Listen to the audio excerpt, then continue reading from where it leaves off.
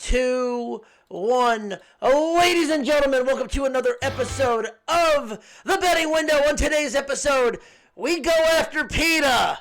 We talk about a four-star recruit that's NIL deal failed and landed in another position. Some baseball news. We are on the official road to the big game bullshit. Come after me, Caesars. We want to be sponsored by you. The fucking Super Bowl is next week. That, much more. Let's hit the fucking music and get this shit going.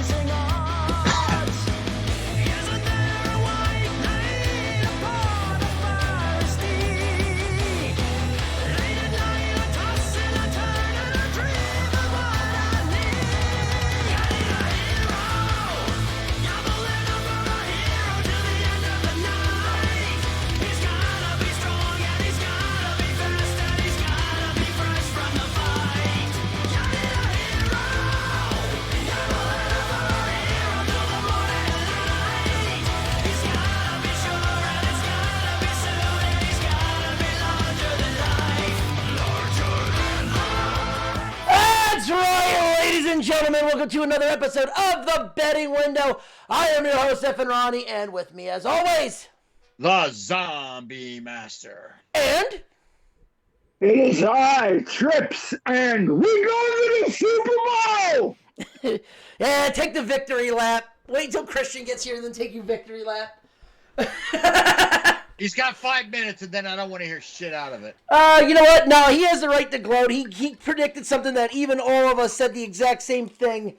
He has the right to gloat this week. And hello to everyone in the chat room that will be joining us here and there and always everywhere. This is the betting window where we dive good into the good, the bad, and the what the fuck was that in the wide world of sports. Yes, it is the road to the Super Bowl. But we have other news to get through first. And when Christian gets here, we have a lot of college football news to dive into, surprisingly. College football's over yet. We have college football news. Go figure. College football's never over, especially when you have senior weekend. Well, when it comes to NIL deals and then some, boy, these stories never end either. Oh, God, NIL deals. Oh, boy. So let's get the first shit out of the way. We'll get Christian's opinion when we come on this. But let's go talk about good old LeBron James. What did he do this time? No, actually, I'm going to praise him. But on the same hand, I need everybody to hold their fucking balls and know their fucking role. LeBron James is 26 points away from breaking the all-time leading scoring record. Okay. Listen, he's going to get it. Congratulations, LeBron. You're going to get it probably within this week. Probably against the Warriors, of all teams. But to everybody getting on their knees and kissing LeBron's ass, saying he's better than Jordan, y'all need to fucking know your role. Listen, is LeBron good? Yes. But here's the question. Let's take Jordan out of the equation. Is LeBron top 5?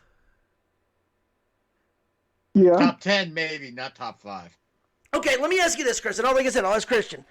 In your opinion, with the eras, look at the eras of everything is LeBron better than Magic? No.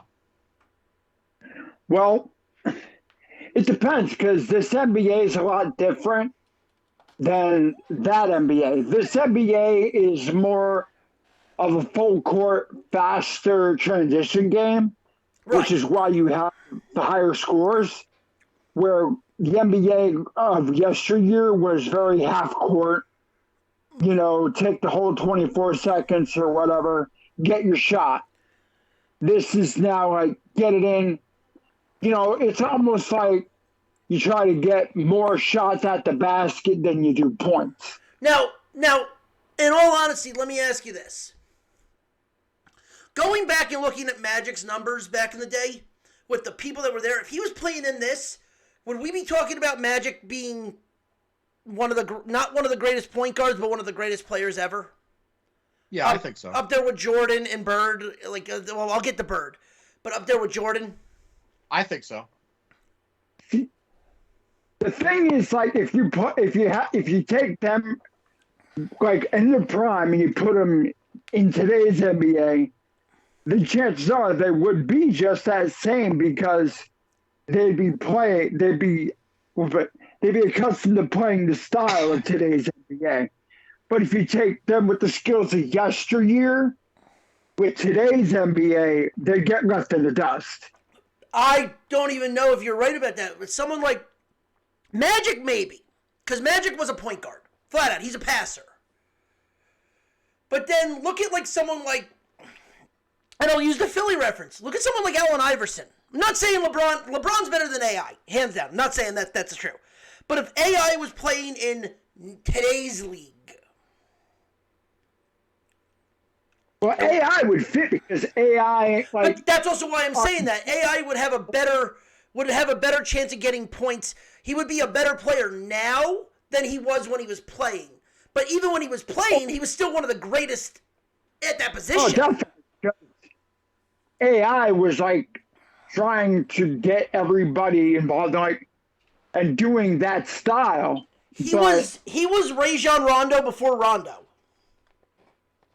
Yeah, basically. And the thing is, he was trying to play this fast transition style game with guys like Shaq, going against Shaq and Kobe. Yeah, he was that transition guy like a Tracy McGrady or a Gilbert Arenas.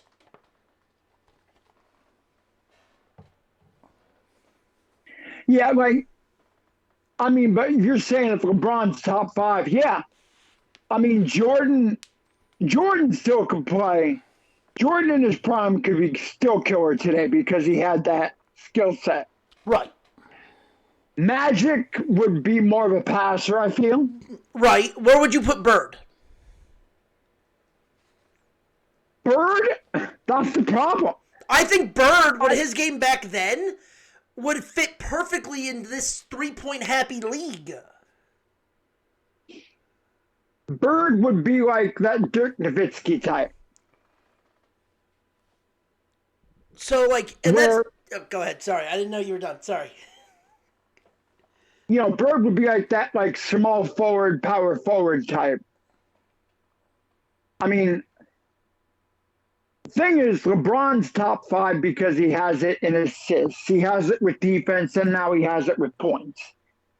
I mean, even though the scoring in today's NBA is ridiculous. Yeah. Like, I mean, where you have a big guy like, say, Joel Embiid, where back then you'd be playing like, no, you don't pass, you don't do it at the top of the key, whatever. You shoot in the paint. You defend, da-da-da, like old school. And now you have Embiid shooting at the top of the key, shooting threes, sometimes even out at the perimeter defending, which is ridiculous for a 7-footer to do that. But that's today's NBA. Yeah, like someone like a Luka Doncic, someone like a... Yeah, they're the hybrid of it. They're the European style. But I think Bird would fit perfectly in today's NBA because he was a defensive player that can shoot threes. What is today's NBA? I mean, granted, without the defense, but it's a lot of three-point shooting. Bird would have to get a lot faster.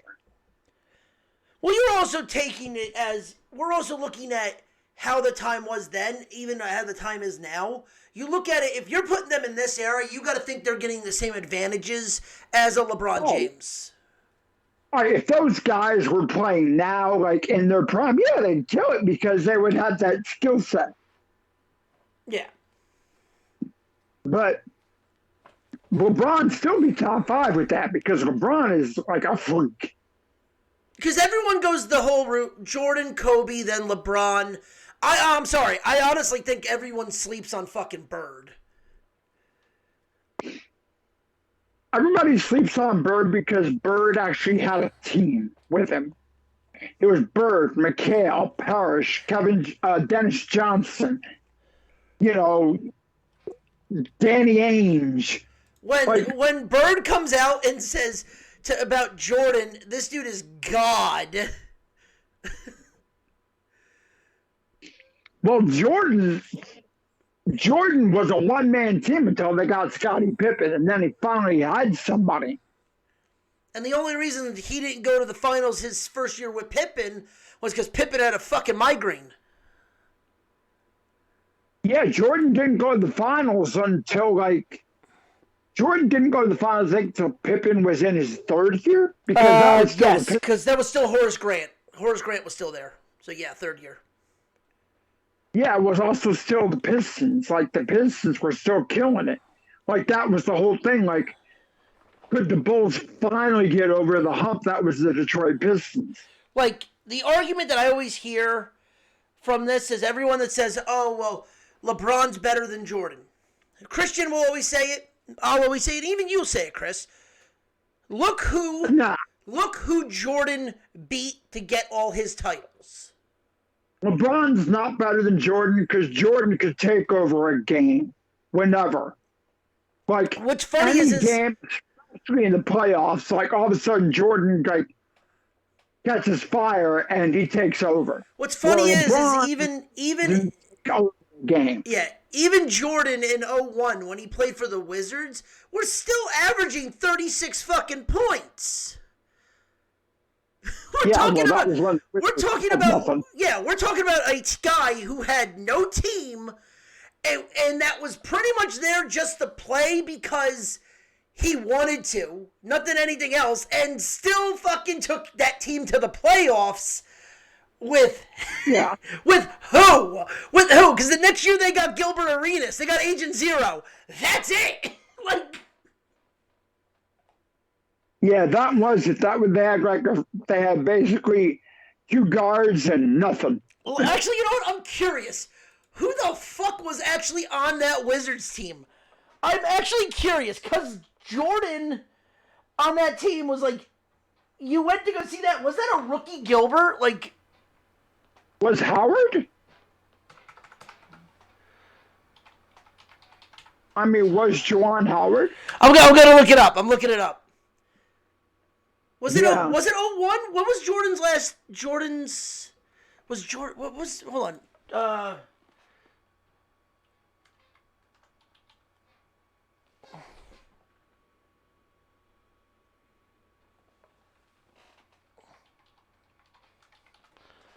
Michael Jordan. Was it Wizards or Bullets? Wizards. It was Wizards at that time. It never was a Bullets. Okay. It changed that way back. Yeah. Shows how old school I am. I remember when it was the fucking Bullets. Dude, they changed from the Bullets to the Wizards when I still was in high school. 2001, 2002 was when he was with the Wizards. Crazy. Here we go. Roster. Courtney Alexander, Kwame Brown, Hugh Davis, Richard Hamilton, before he was actually Richard Hamilton, Brandon Hayward, Popeye Jones, MJ, Christian, fucking Laettner. Laettner? Oh, shit. Tyronn Lue, Tyrone Nesby, Bobby Simmons, Ethan Thomas, Jihad White, and Chris Whittier.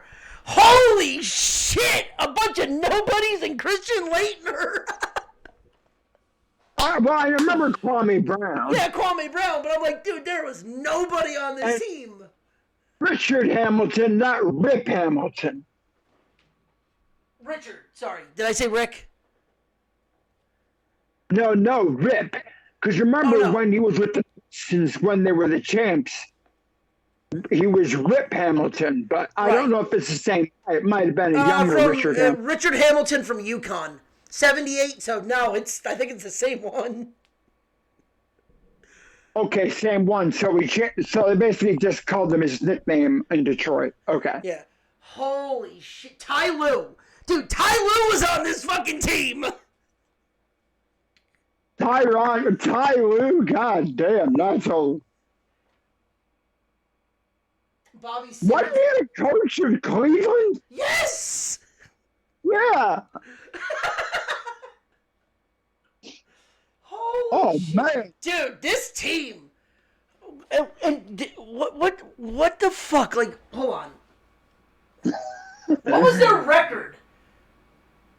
It's like Michael Jordan with Christian Laettner when Laettner like finally 37 and 45. Dude, fucking Michael Jordan still won 37 games with this team. Jesus Christ. That's a monumental effort in itself. They missed the over-under by a game. Vegas had the over-under at 37 and a half. Jordan pretty much by himself put a fucking team on his back, and yeah. Oh my God. Yeah. Yeah. Good Lord. Jordan averaged, he played 60 games at age 38, started 53. What was his field goal average? 21. He averaged 23 points a game. Man, that Wizards team was seriously Michael Jordan, Gilbert Arenas, and random bums. Arenas wasn't even on the team yet. Oh, God, so it was Michael Jordan and random bums. Let's put it this way. You ready for this? I'm going to read you the points per game for this season. Well, Laettner. You ready for this? So, Richard Hamilton, 20. Jordan, 22. Christian Whittier, 10. After that, everybody else is below 10 points an average per game. Oh. Hello, Christian. Mm-hmm. Mm-hmm. We're talking about the fact that LeBron's about to pass, is about to become the all-time leading scorer. I mean, look, for as much shit as he gets, like, remember, he's not a score-first guy. You see what I'm saying? Like I always tell people, he's a modern-day Magic Johnson that can score. Like, he facilitates, he does that. The only problem I have with LeBron James is he doesn't have that dog in him. You know what I'm saying? Like, he doesn't have that killer to where he can just say, give me the ball and move your ass out the way. Right? Yeah. Like, he never has had that. It's either you have it or you don't. Right? Jordan wanted the damn ball and he demanded the damn basketball. Right? Same with Kobe. Like, that's the difference between Kobe Bryant and LeBron James. Like, Kobe has Mamba in him. I mean, hell, man's nickname was the Black Mamba. LeBron couldn't Mamba in a fucking salsa line. You see what I'm saying? No, I'm just being honest. I'm just being dead honest with y'all right now. Like, LeBron's a sweetheart. You know what I'm saying? Like, you know, LeBron looked like he sell Girl Scout cookies on the side when he's not playing ball. Like, you know, he's just friendly like that. Like, he just doesn't have that angry demeanor that I want him to have. Like, he's too big to be soft. I see that. Now, Yeah, sorry. no, that's all right. John, you've been quiet through all this. All What's your whole? Like how Jordan Chris, basically said, give me the damn ball, it's going in that damn net. Yeah, Chris, let me get John's opinion on this. He's been quiet through all this. John, what's your opinion on this? No, let him go. Go ahead. No, you've been quiet. You talk. You got the floor. What do you got? I just look at it this way. It's like LeBron's always been good. LeBron knows he's good. LeBron's will always be good. Is he a Hall of Fame player? Yeah. Is he one of the greatest of all time? Yeah. Top 5 in my opinion? No. Because he's definitely in the top 10. But I could think of a bunch of players from when I watched it in my early years, like the Birds, the Johnsons, the John Stocktons, Karl Malone, Like Barkley, Charles Barkley, Jason Kidd. I mean, I could keep going, but are any of those players in his echelon? No, but then again, they're not in there. He's not in theirs either. I mean, hey, John, what's going on? What's up, Christian? Man, just another day. It's Black History Month, baby. Yeah. Amen. I'll say this, and this is just me. I'm gonna respectfully disagree with your opinion. Okay. Okay, that's fine. You're allowed to. Look, LeBron's top 3. I'll say that much. The only reason why I won't put him over Kobe and Jordan is because Jordan and Kobe won when they had to win, right? Mhm. LeBron, you can't really say that. Like, man, here's the reason why. Look, I've been down this road before, and I'll do it again. Here's the reason why I will never call LeBron James the greatest of all time. Is he the greatest of his generation? Yes. Absolutely. That I will say. He's the greatest of his generation, okay? The reason why I will not give him the title of GOAT is because he has 6 losses in the finals. And a majority of those losses have come to the same team. Do y'all realize that? He lost to the Spurs twice, and then he lost to Golden State 3 times. And the difference between Michael Jordan and LeBron James, Jordan beat Hall of Famers, whereas Hall of Famers, current and former, have won on LeBron. No. You see what I'm saying? No, like, look. Tim Duncan, Hall of Famer, beat LeBron twice, swept his ass at one point, right? Jason Kidd played on that Dallas team when Dallas played Miami. I mean, you can make a case for all 4 of those guys in Golden State being Hall of Fame. We know Steph is a lead pipe lock to be a Hall of Famer, right?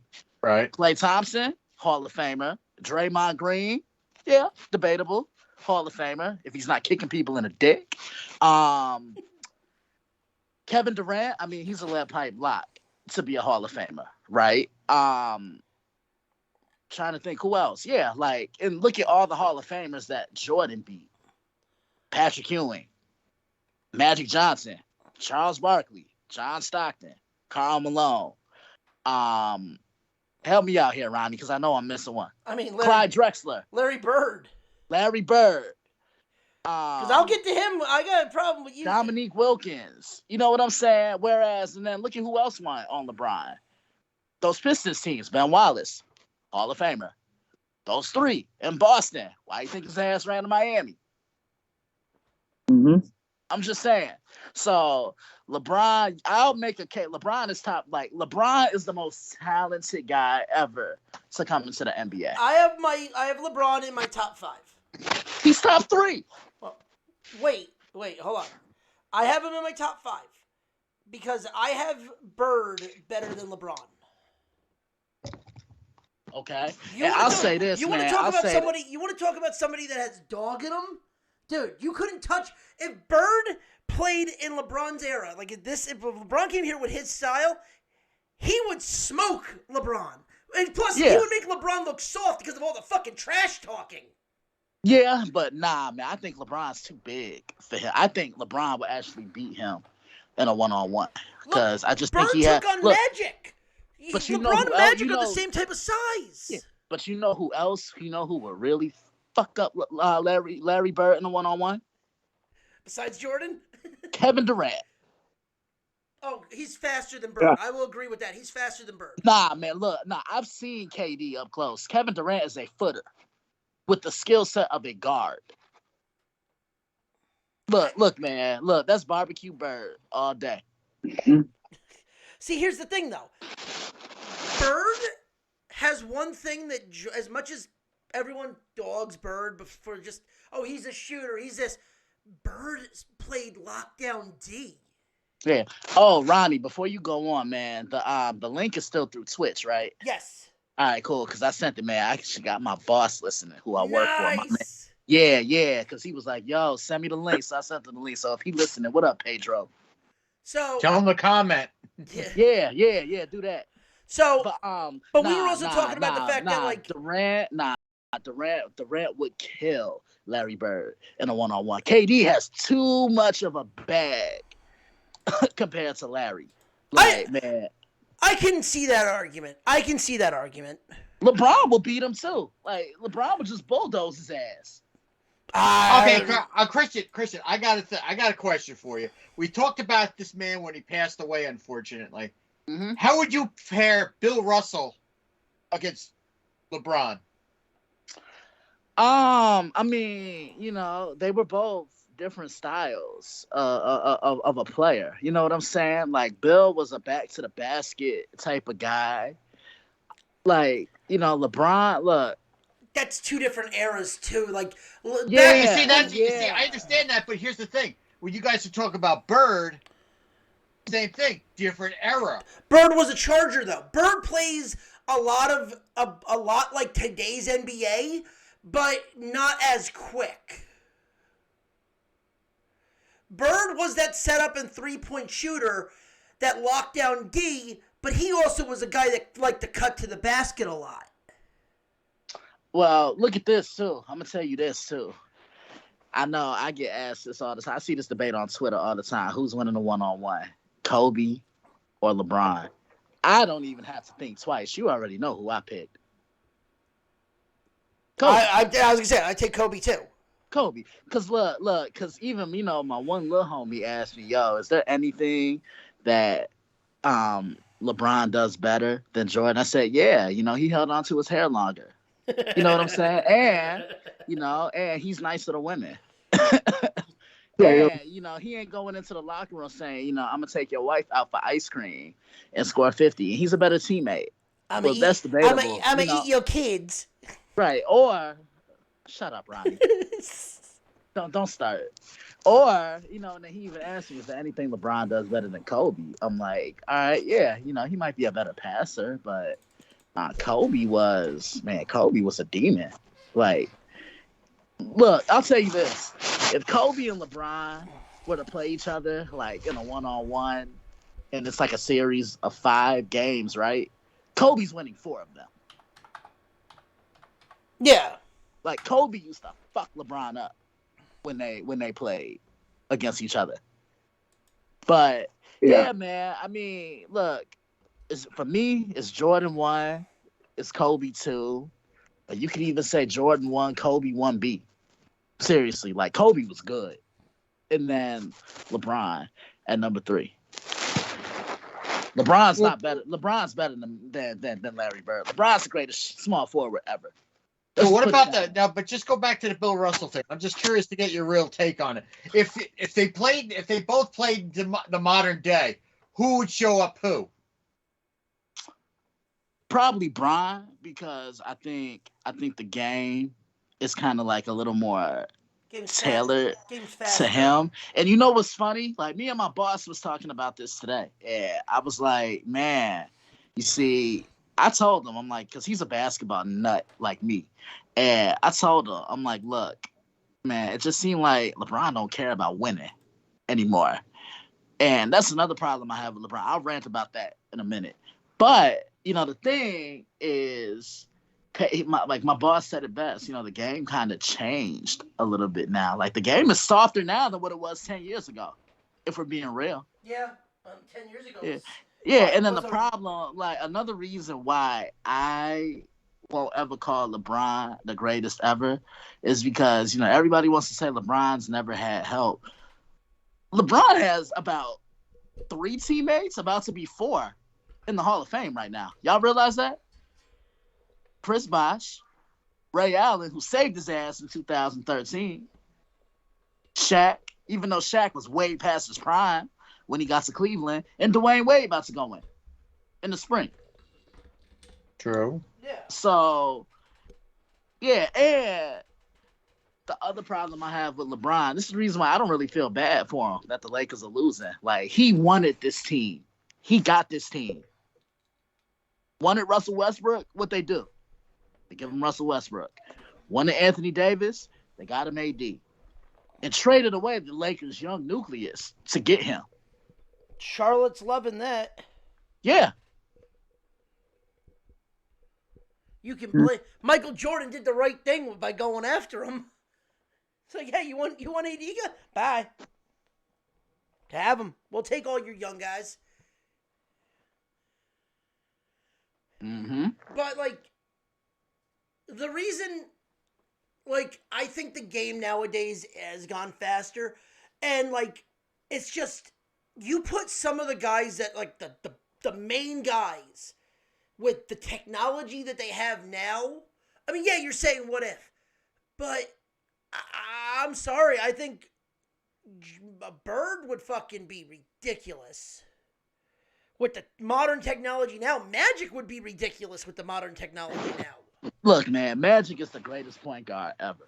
6'9". That's the reason why you see a lot of point forwards today. Yeah. You see what I'm saying? Yeah, like with Magic, like, man, Magic had an inside out game. Like, the only guy that I think is right, like literally right behind Magic is Steph. Like, who you putting over Steph Curry as far as point guards go? All right, you know what? There's one player none of us have had. What about Kareem?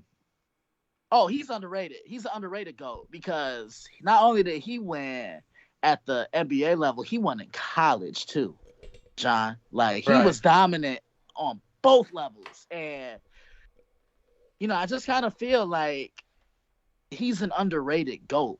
You see what I'm saying? Because Totally. Yeah, he would kill people with that sky hook. Like, I would love to see him in today's game. You want to know? I don't think a soul would stop him. You want to know how Who you could? Well, hold on. You want to know how you could tell someone's a GOAT?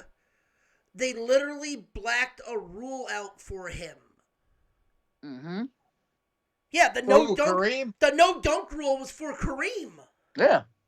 You know who else is a GOAT? Shaq. Oh yeah, I mean Shaq was fucking ripping ripping named after him. Good old Hack of Shaq. It wasn't Hack of Hakeem. It wasn't Hack of Mike. It was Hack of Shaq. Yeah, but that came a shitty movie and a shitty video game. You be respectful. You know what's funny? You talk about Shaq. I am not. It's like, no, hold on, John. Sorry. I am not being respectful about Kazam. You be respectful. Fuck that. But you know what's funny? No, Ronnie, I'm sorry. The one thing. You know what? I'm just gonna tell Ronnie how I feel. I'm just about to text it to him. Hold on. Ronnie, I want you to read it too when I send it to you. All right, do that first before I say. No, you go ahead. I'll Go ahead. No. Send it to him. Has anybody seen the movie Grown Ups 2? Yeah, I seen it. The line Selma Hayek says to him when they're at the party, "As easy as making a free throw." Oh, fuck you. But the look he gives her is like, "You bitch." That's what Christian just texted me. Fuck you. But no, it's like it's like, you guys. I actually remember seeing Kareem in his day. Mm-hmm. So when I would go over friends' houses and they'd be the Knicks or the New Jersey Nets when they were still the New Jersey Nets, and then they would play the Lakers. Were they still in the ABA? I don't remember. But I know I've seen the Nets or the Knicks play the Lakers. I know it was one of the teams. I just don't remember. I was going to say, by the way, that's not an age joke. I'm just saying, was that the ABA? No. I legit don't remember how long ago it was. But it's like, I remember watching my friend's dad saying, "Oh, God, how many slams is Kareem going to have tonight? How many sky hooks is he going to have tonight?" And it's like, we would sit there and literally count them. Like I said, I remember watching one game. He had like 3 sky hooks and like 2 slams within the first half. And we're like, Jesus Christ, does this motherfucker ever stop? He was just that dominating. And it's like, I don't hear, when I see basketball, whenever I do see basketball stuff now, I never hear Kareem's name mentioned. And that's a travesty. Nah, man, he's definitely, top. Look, if I had to give you a list of my top 10 players of all time, I would go Jordan 1, Kobe 2, Bron 3, Magic at 4, Kareem at 5. Okay. I can believe that. 6, Larry Bird. 7, Shaq. 8, what about Jason Kidd, John Stockton, Karl Jason Malone? Kidd is one of the best point guards ever, but nah, I don't think he's top 10. What about Malone? He's a top. I think he's the maybe second or third greatest power forward ever. Like Karl Malone took an MVP from Jordan, and then Jordan made him pay for it in the finals. In the finals, yeah. And yeah, there's another name nobody's mentioned, David Robinson. One of the most underrated centers you will ever watch. And like, you know, the good thing about him, he was a good guy too. You know, like He was a military man. He was a military man. I remember when David Robinson dropped 70 on Shaq, Orlando Shaq. Oh, back when he was with the when he was with the Magic. Yeah. Listen, So and that then backcourt- another one y'all gotta mention. How dare y'all not mention Hakeem Olajuwon? Came to dream. He might be the greatest big, like all around big. Or- because look, we never even Tim mentioned- Duncan, We didn't mention Oscar Robinson either. So the big O. But look, Tim Duncan is the greatest power forward ever. He was just boring as shit. But other guys were so much more, more skilled than him. Right. Tim Duncan was a winner. Oh, totally. Tim Duncan never missed the playoffs. that's Well, that entire team back in the day when you had Robinson, Tony Parker, Manu, like that team was just how they didn't win that so many they didn't win multiple titles. I think they won 3. Yeah, I mean, look. But I'm saying how dominant that team was.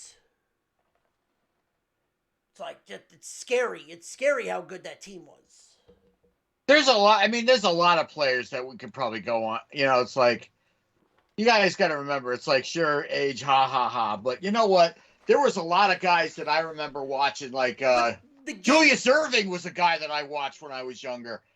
Man, that motherfucker could play. Again, the game was different. The game is now a lot faster. Yeah. I mean, I don't think he's top 10 of all time, but I got to mention my favorite player of all time. Y'all know who my favorite NBA player is of all time, right? I'm gonna see if y'all can guess. I'm trying to remember. I don't remember. Tony Kukoc. Yeah. No, I'm kidding. Ronnie, I'm gonna talk to you after the show. Yo, wait, hold on. Keith Van Horn, right? Keith Van Horn. Yeah, Oh, yeah. Jesus By the Christ. way, that's how you know I'm an NBA fan when I'm dropping that shit. Like Sam Cassell, Keith Van Horn. If you mention Latrell Sprewell, I'm gonna smack you. Hey, you be respectful. No Sprewell slander. Be respectful. Be respectful. Is it a New Yorker? No. Okay, then it's not Melo. He's It's not in Patrick there, Ewing, is it? Nah. Oh, no, I said New Yorker, so that's why. Bud Webb. See, if I give y'all the hint, y'all gonna get it right away. What college? What about Sean Kemp? Me and you gonna have to talk after the show too, Chris. What college? What college? He went to Georgetown. Well, it's not Ewing then. Ewing. Not Ewing. No, Nope. it's not Ewing. AI. Hey, he just said it. AI? Said AI like a while ago. Yeah, Iverson. Oh, I didn't hear you. My bad, man. Yeah, Iverson is my favorite player of all time. Like, I had the wristbands, I had the sleeve, I still have his throwback jersey. Like, growing up, I kind of wanted to be Allen Iverson. Like, my two favorite athletes of all time are Derek You Jeter. have the Rose. Derek Jeter and Allen Iverson. Like, those are my two guys. Listen, that is a man that brought a team in Philly with nobody on it to the finals and still won a game against that LA team.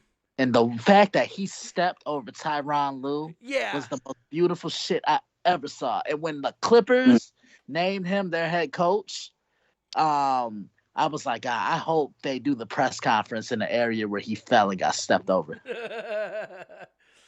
Hey, you respected Kemba Mutombo and Derek McKee. By the way, Yeah, he was old that's the as fuck. second time in this show we've talked about Ty Lue.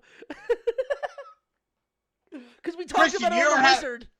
Christian, are you able to see camera shit on your computer or no? Am I able to see what? You hear me? Nah, what'd you say? Hold on. Hold on, my microphone's going out. You hear me now? Yeah, well, you're good. You're good.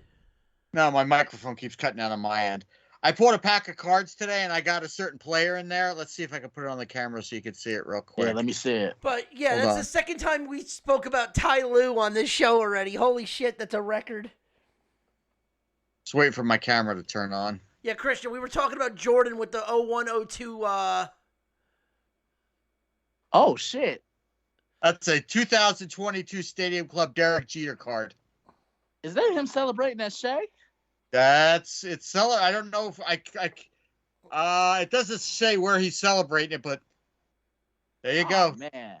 I got it today in a pack of cards. I said, I got to show Christian that. Oh man. So, all right. So, final thoughts on the whole LeBron James stuff. I mean, look, he's about to do it. You know what I'm saying? It's gonna be impressive. I mean, and you know what's funny? Remember when he first came into the league, we were all saying, "Oh, look at what he's doing at his age." Almost 20 years later, we're saying the same thing. Y'all realize that? Mm-hmm. Yeah. Chris, final thoughts. Top 5, I can see top 3. Same thing as Christian said. He just lacks that killer instinct. Yeah, he's not a dog. Like he's not not that guy that can just say, "Hey, look, give me the ball and just move your ass out the way." Right. He's not that guy. Like he would rather make a good basketball play when it matters in the clutch than to take the shot. And I knew he never really had killer a couple years ago when he was with Cleveland, before he left to go to the Lakers, right? Because he had 6 foot. LeBron is how tall? 6'8", right? 6'8", 6'7", yeah. Yeah. He had 6'3", 195-pound Steph Curry on him, right? In the post. Yeah. And he passing the ball. Yeah. Like, nah, But back his Kobe ass up. Jordan- Oh, sorry. No, go, Chris. You're up. Like with Kobe and Jordan, like even when it was like come to dire straits, they're like, give me the ball. They always tell a coach, like, you're giving me the ball. Drop a play to get me the ball. Like, and today's NBA, you don't really see that. The only person I've even heard say that is Joel Embiid, which I'm like, dude, like, he wants the ball. He has that killer instinct. The problem is a lot of people are not like that. You know what? I'm seeing Tatum. These coaches control the game more than anything. I'm seeing Tatum do that a lot with Boston. They give me the ball, let me fucking win the game. I'm seeing Tatum do that. Yeah, but he's another one I don't really trust like that at times. No, but he's young. He's young, so he's coming into that role. Mm-hmm. But Trae Young from Atlanta does that. yeah. But all right, my last thought on this. I mean, I agree. I'm in the same boat. He's, in my opinion, he's top 5. Honestly, Christian, I flip Bird and Magic. I actually have Magic at 3, LeBron 4, and then I have Magic 6. Okay. I agree. It's obviously it's our own. It's debatable. It's whatever our opinions are. It's our opinions with that. But I mean, listen, is LeBron one of the greatest players in this era? Yeah. Is he better than Jordan or Kobe? Hell no. Like I said, only thing he does better than now, he didn't cheat on his wife. Someone put That's it. Someone put up the greatest meme ever. It was greatest player in the 80s or in the 90s, Jordan. Greatest player in the 2000s, Kobe. Greatest team in the 2010s now, Steph Curry. I mean, look, Steph beat LeBron. Steph's beat LeBron 3 times in the finals. Like we said it on the show, and yeah, LeBron can suck hooligans' balls. Actually, you want to see a meme? I'll send it to you if I can find it. But it's the honest truth, though. How many Hall of Famers has LeBron stopped? Yeah, and how many Hall of Famers have won on LeBron? Exactly. How many have not won on Jordan or Kobe? Nah, Hall of Famers won on Kobe. Not many though, but I'm Nah, saying not though, many. But I'm saying though it's less than, it's more than what happened with Jordan, but still, you get my point. Yeah, that's true. But let's move on. We actually have college football news, and we're about to go on a rant because PETA is in the news with college football. People for the ethical treatment of animals? Yep. Oh, boy. And their target is University of Georgia. Aga? Oh, God. Woof.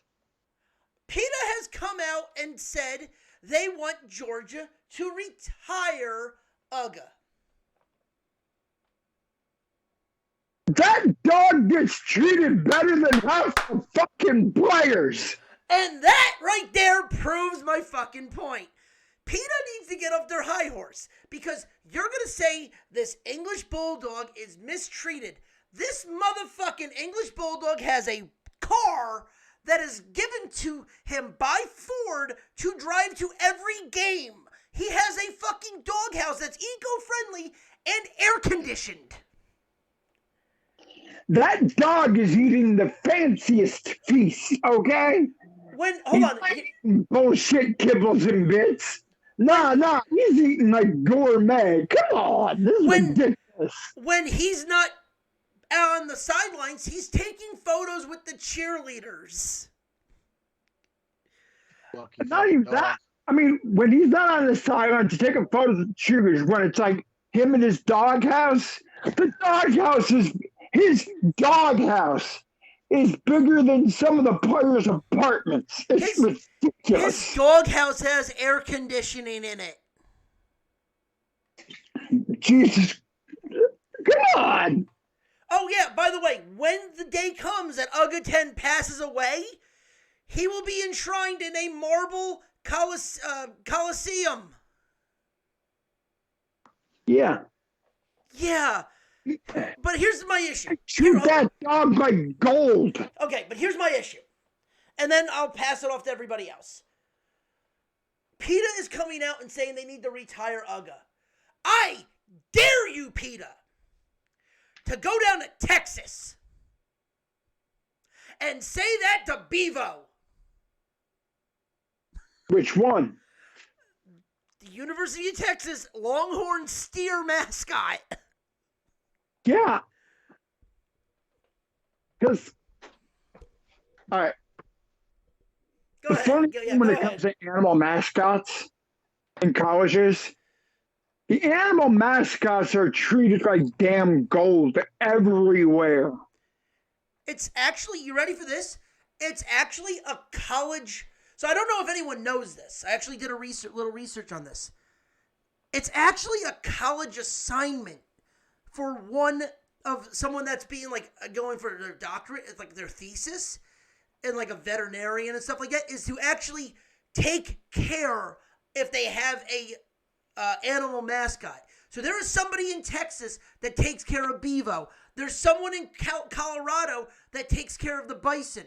There's someone in Georgia that takes care of UGA. They are like the permanent chauffeurs. They take care of UGA. So it's like their college education depends on taking care of the mascot. Exactly. Come on! They get treated like gold!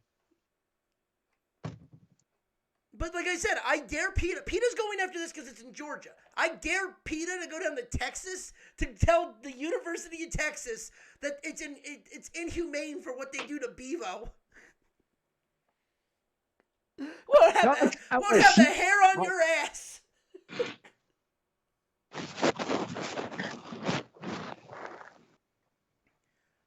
Yeah. LSU with the Tiger. Tell that Colorado with Ralphie. Come on. Christian, your opinions on this? Ain't nobody care. I don't give a fuck. This is fun. Who cares? Like people just make. Oh damn, she fine. People just make. People just make like the issues that no one thinks about, and they try to turn them into like worldwide news. You see what I'm saying? Is this really? Are you bothered by this? I just think it's fucking funny.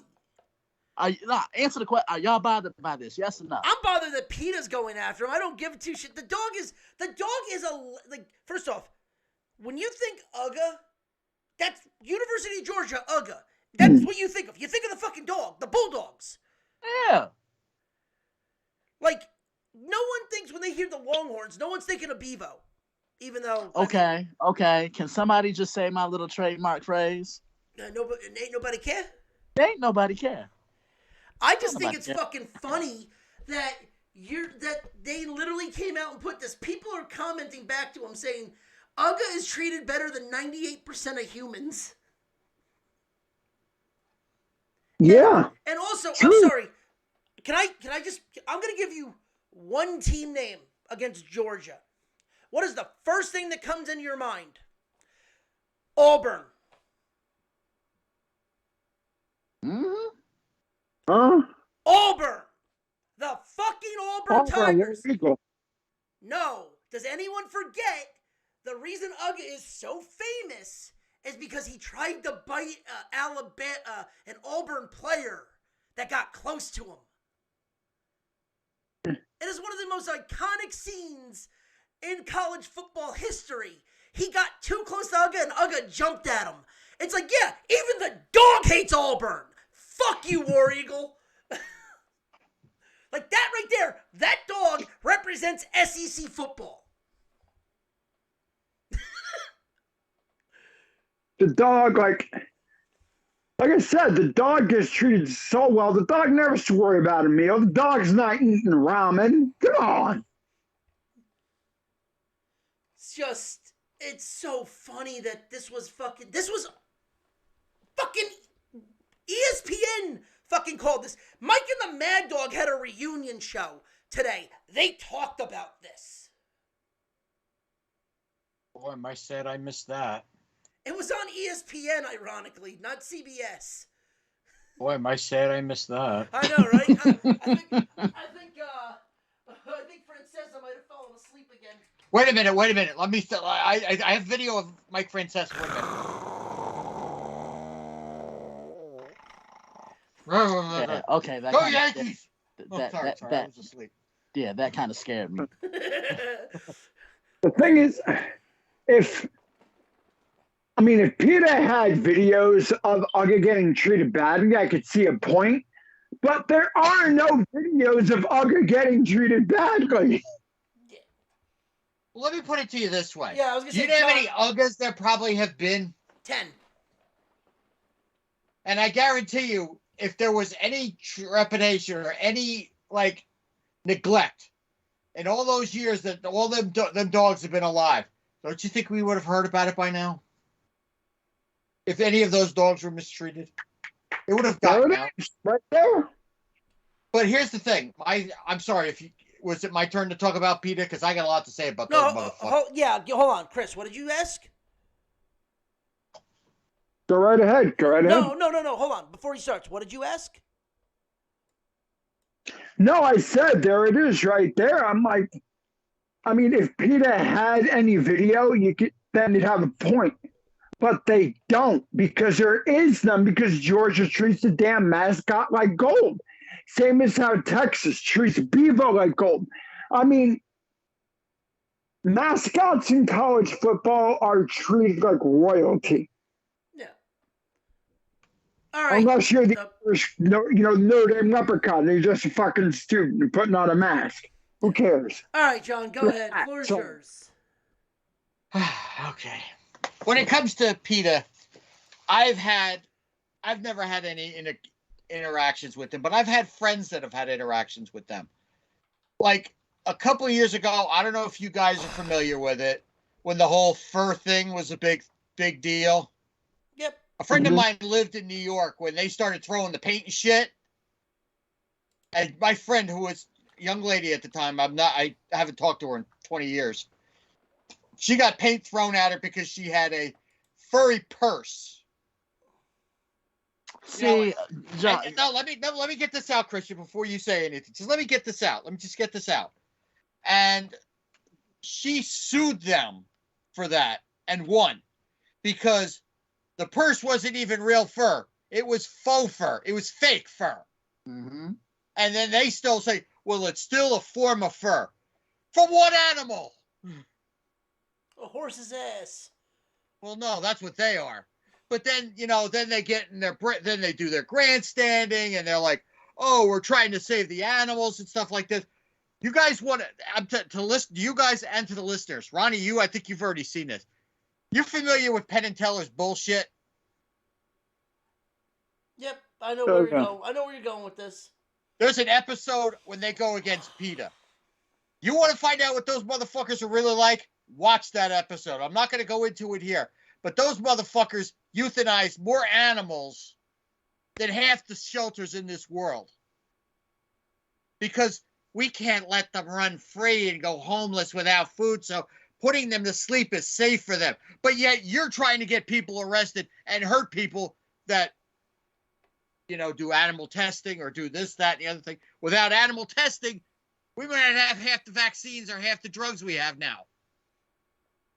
So if these little fucking high horses want to go after a bulldog who sits for maybe 5 minutes before the game and then goes to sit in a bed in an air-conditioned room somewhere and probably sleep 9 to 10 hours a day, go fuck yourself, you fucking hypocrites. You guys can go fuck yourselves because you're hypocrites and all you are is all you're looking for is a little fame. It's been quiet for you guys lately, so you've needed something to bitch about. Well, congratulations, you found something to bitch about. Congratulations, or I should say, feel sorry for you when you lose. Or as James Storm would say, sorry about your damn luck. So, I'm going to put one... Here's the funny thing. I'm going to say... Don't comment on what I said? Oh, I am, but I'm also going to say one other mascot we completely forgot to talk about that PETA should go after. Any of her service academies are the bald eagle. Their mascot's the bald eagle. Yeah, good luck with that one. It's a symbol of America. Good luck with that one. That's what I mean. Like, as in the words of Penn and Teller, shut the fuck up! I just find those people the most deplorable vermin on the face of the earth. Yeah, but no, you're right, John. Like, that whole thing, like, is there some things PETA talk about that is correct? Yes. It's when they start doing stupid shit like this is where you turn around and be like, bro, I can't take you seriously. I can't take them seriously in any form. Like, and no matter what they're talking about, I can't take them seriously. Because that episode, after I watched that episode, I did a little research on them. Their tax filings are public knowledge. Yep, they're public service. And Penn Jillette brought up something during the show. Their tax return, they bought... this goes back to the euthanization of animals and stuff. They spent $175,000 on a giant walk-in freezer type compartment. Is frozen trail mix really that delicacy that you need to refrigerate it? No, that's where they bought the thing to gas cats and dogs and other animals on their property. But these are the same motherfuckers that want to go after seeing eye dogs, circuses, pets.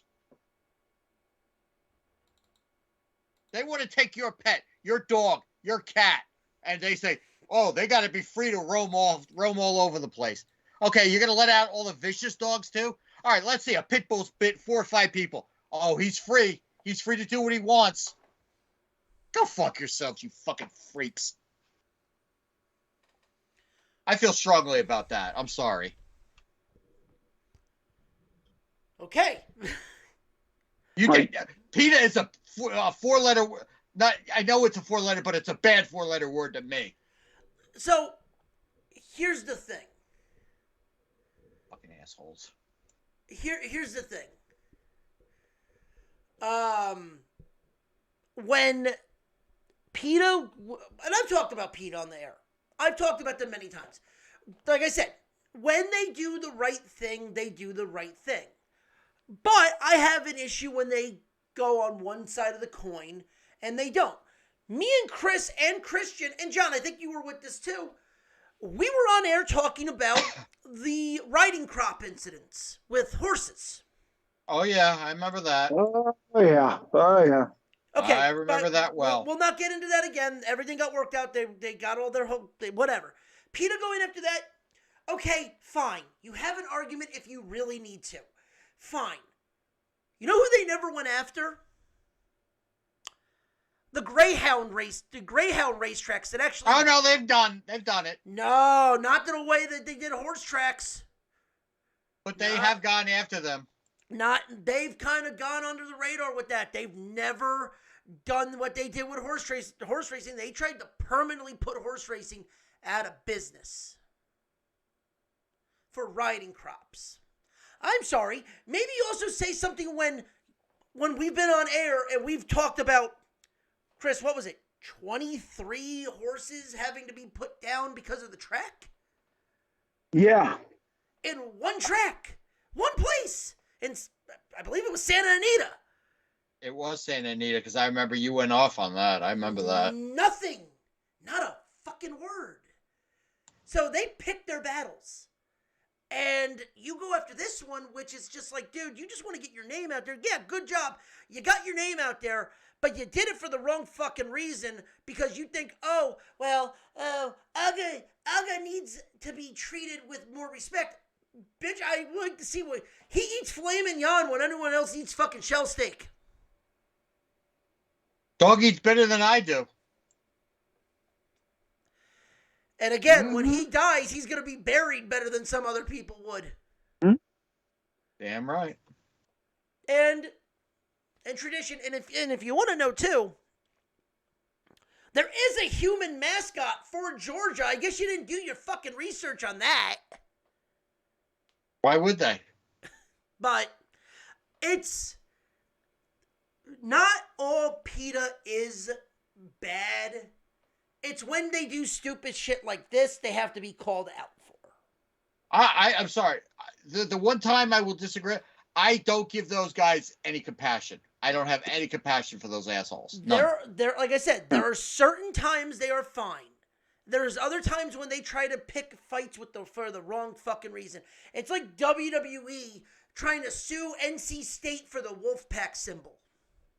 Yeah, good luck with that one too. They did in the 90s or 2000s. They tried. And you notice the word you said there. Tried. It went to court. The judge and it got thrown out of court. The judge laughed at him. Damn right as he should have. Because the Wolfpack actually is a is actually a tribe. Like, it was a tribal symbol. It was also, I'm sorry, we have the license for it. Bitch, it was used at NC State way before you. And it was used by the Native Americans way before them. Good job, Vince. 2 thumbs way up. Yeah, up his ass. Yeah, anyway. I mean, NC State was using the Wolfpack symbol like that back in the 70s. Come on. But also wasn't Nevada using it too? Well, wait a minute, Christian. When I was talking, you wanted to say something, Christian. When I was talking before, did you want to say something about that? I don't know if you did or didn't. He's on mute right now. Oh, he's on mute. Oh, he's on mute. Okay. But we'll move on. If Christian's got something to say, we'll go into that. Actually, final thoughts. Real quick, final thoughts. You already got my thoughts on it. Chris, final thoughts. All right. What Ronnie said, like, there's been things where PETA does good, like when they go after big corporations that actually harm animals. But going after this is completely dumb.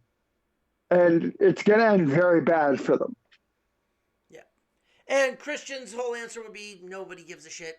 So let's move on. Wait, I heard my name and nobody gives a shit. What happened? No, Christian. What I had asked before is when I was ranting, you were going to say something. And I told you we'll get to it in a second, and you never came back to it. All I was gonna say was you said somebody threw paint at her. Yes. Yeah. See, that would have happened to me, I'd just be like, okay, you really think you about to go home with all your teeth in your mouth? Like, nah, you ain't gonna throw shit at me. Because she was going to school at NYU at the time. I mean, look, I'll just say this. I guess I had something reasonable to say. Go for Those it. people that care more about animals, like, remember, I've dealt with that because I'm in a little bit of a beef with a certain somebody. I'll just say his name, Che Cat. Like, people can have their own opinion when it comes to animal rights. Like, you know, I don't need you to weigh your opinion on me. Like, yo, I still stand by what I said about Michael Vick. And remember, I have a dog. I'm not condoning what Michael Vick did. However, you feel a certain type of way? Okay, that's cool. It's just the fact of the matter is people still seem to hold this against Michael Vick. You see what I'm saying? Whereas, you know, Mike served his time. He, you know, paid his debts to society. I think he's more humble now. Seems like he's learned from him. Remember, he's older. He was a kid when all that happened. He was a 20-something-year-old kid when all that happened. Only issue I have with it is, you know, people still want to seem to drag them and hold them accountable. And that's why I will always ask people this question. Do y'all get mad when y'all see people hang up deer's heads as decorations in their house? Like, think about it. Oh no, you're completely right. And I'm an animal lover. I'm all kinds of animals. I don't like to see any animal hurt in any way, shape, or form. You know, I see stuff in movies. I've seen stuff in movies that over the past, you know, where animals are brutalized and stuff. I won't watch it because I don't like it. But I will go to the lengths of what I can't even call some of them people, because I understand where you guys are coming from with the whole PETA thing, saying they might do some good. And you know what? If they do, great. They will get a lot of pitchforks when they're in hell, but that's beside the point. But there are the few people that run with these kind of people that are the extremists, that are people like that Firebomb Laboratories where they do animal testing with medicine and stuff like that. That I've read stories where they firebomb people, where people were injured, burned. I don't know if anybody ever died, but I know people have been burned or injured, like security guards and stuff like that. These are the reasons why I think, you know what, they might save about 500 cats, but they probably euthanize 1,000. And don't tell anybody that. But I'm sorry, I just can't, in good conscience, my conscience is clear. I don't like them. I think they're I think a lot of them are like wannabe murder. Because if murder was legal, believe me, they would go after people and murder people. Just in the sake of that name. Mm-hmm.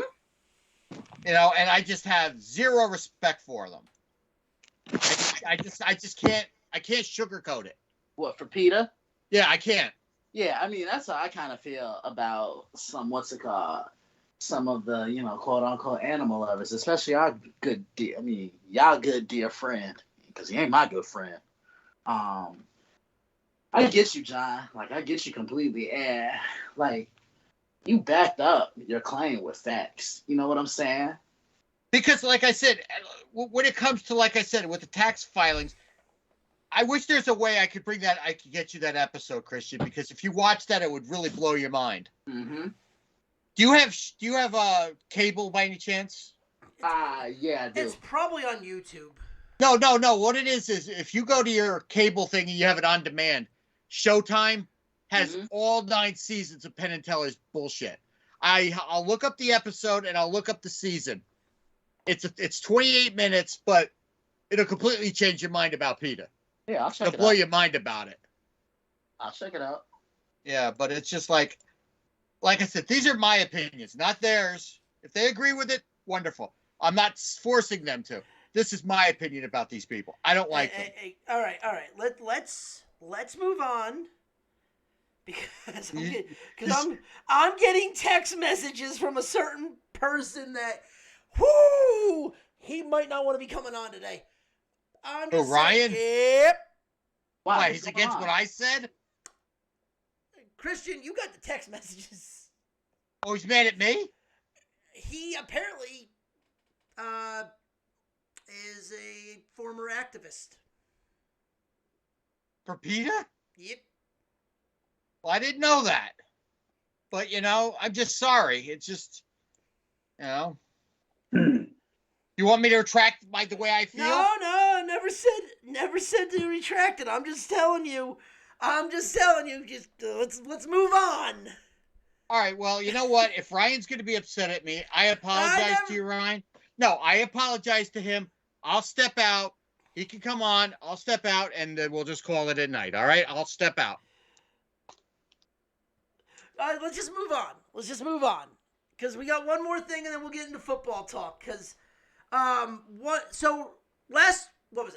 week, I think, we had the NIL, the kid from Florida that dropped out because of his NIL deal. Oh, Jaden Rashada. Yeah, what the hell? No, God damn it. John, get the fuck back in here. What the hell did he say? I'll say it off air. I'm not going on air.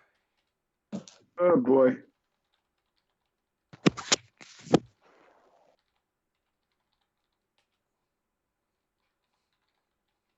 Hello? I'm sorry. I just had to type something. John dropped out. Oh. Mm-hmm. He's still at work, damn it. Get back in here. Oh, So, all right. yeah, So, kind of. yeah. No. I'm just saying that as a thing. So, Rashad, former player that was signed on for Florida.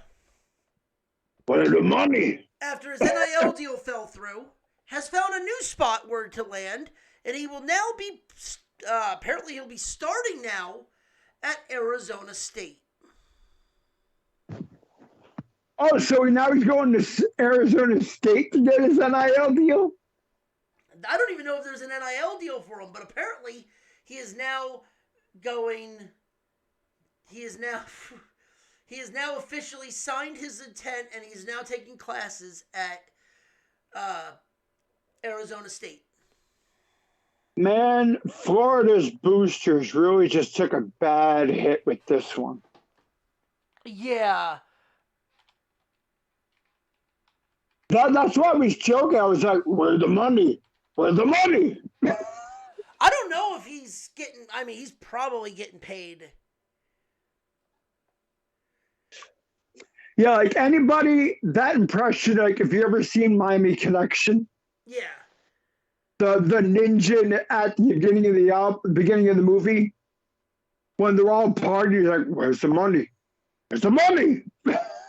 Like that part. That's all I had in my head the whole time thinking about it. Yeah. No, but like seriously, Christian, what's your thoughts on this? Now he's going to be a Sun Devil. That's what he wants to do. Honestly, How much? I mean, if that's what he wants to do, yeah. But I don't know. Like, to be honest with you, I haven't read up on it too much, so I can't really give the answer that I want Well, to. so there's nothing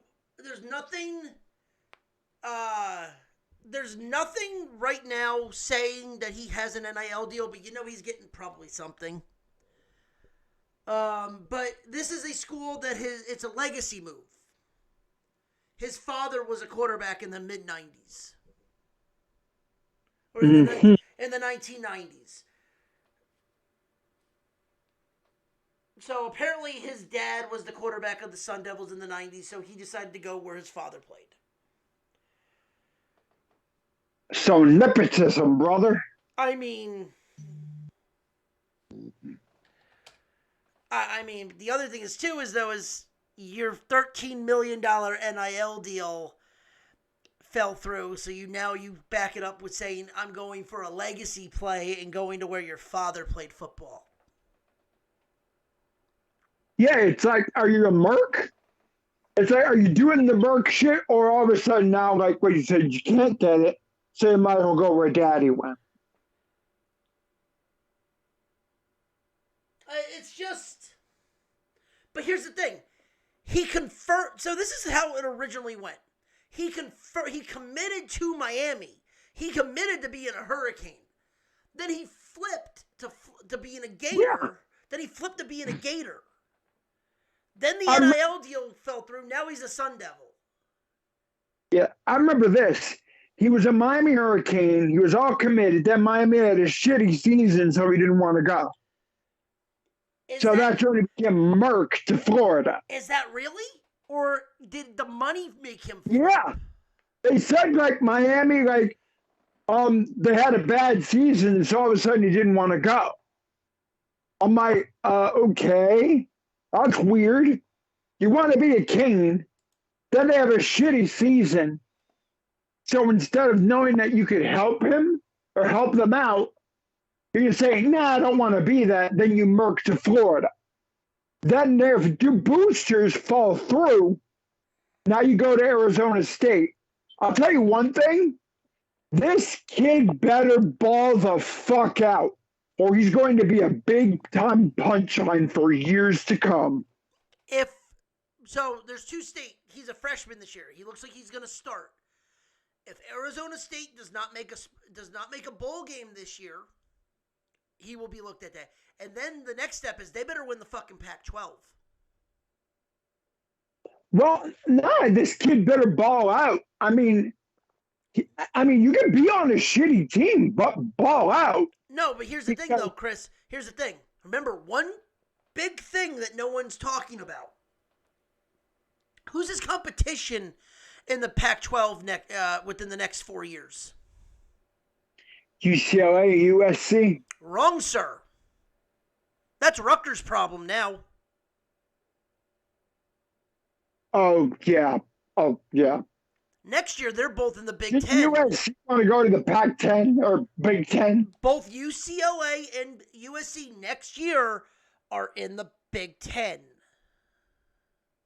So it's Oregon and Utah. And maybe Colorado because Deion Sanders. So you're telling me that they can't make the college the Pac-12 title game? They better beat Arizona. I'm sorry, you better beat your rival first. But what I'm saying is though is who do they have in their divisions? Who do they have to really play? Utah and Oregon, really. That's and it. Stanford, if they decide to be good. Stanford hasn't been good in the last 5 years. Yeah. Like I said, they have to decide to be good. Yeah. Christian, what's your thoughts on this? Ain't nobody care. Ain't nobody care. Yeah, I mean, both of you made good points. Yeah, he better ball out, or else he'll be that punching bag. Like, you did all this for some money. Okay. Yeah, I mean, the problem is like you said, the Pac-12, bro. Like, you have nobody in the Pac-12 right now because the two teams that are usually your big stepping stone teams are going out of the Pac-12. They're going to the Big Ten, Yes. Big Ten West, aren't they? Yeah. So it's almost like a guarantee if they can beat Iowa and Nebraska, they're going to end up playing like probably Michigan, Ohio State, or Penn State every year in the Big Ten championship game. I mean, unless you get that random like Northwestern team that ends up having like a ridiculous year. And Nebraska all of a sudden decides to be good. Yeah. Or Minnesota. So, I mean, I think the West has always been a fun division because it's just the random bullshit. of the Big Ten. Like, the Yeah. East is always 1 or 3 teams. The West is always a clusterfuck. Yeah, like Illinois, all of a sudden last year, we're like, really? Illinois? Yeah. Speaking, so I wanted to say that, but the last thing for college football. Oh, God damn it. This pains me to have to read this. Does everyone remember the Michigan State tunnel incident? Mm-hmm. Oh boy, here we go. Likely the case is gonna be dismissed. Gonna be dismissed. Yep. How?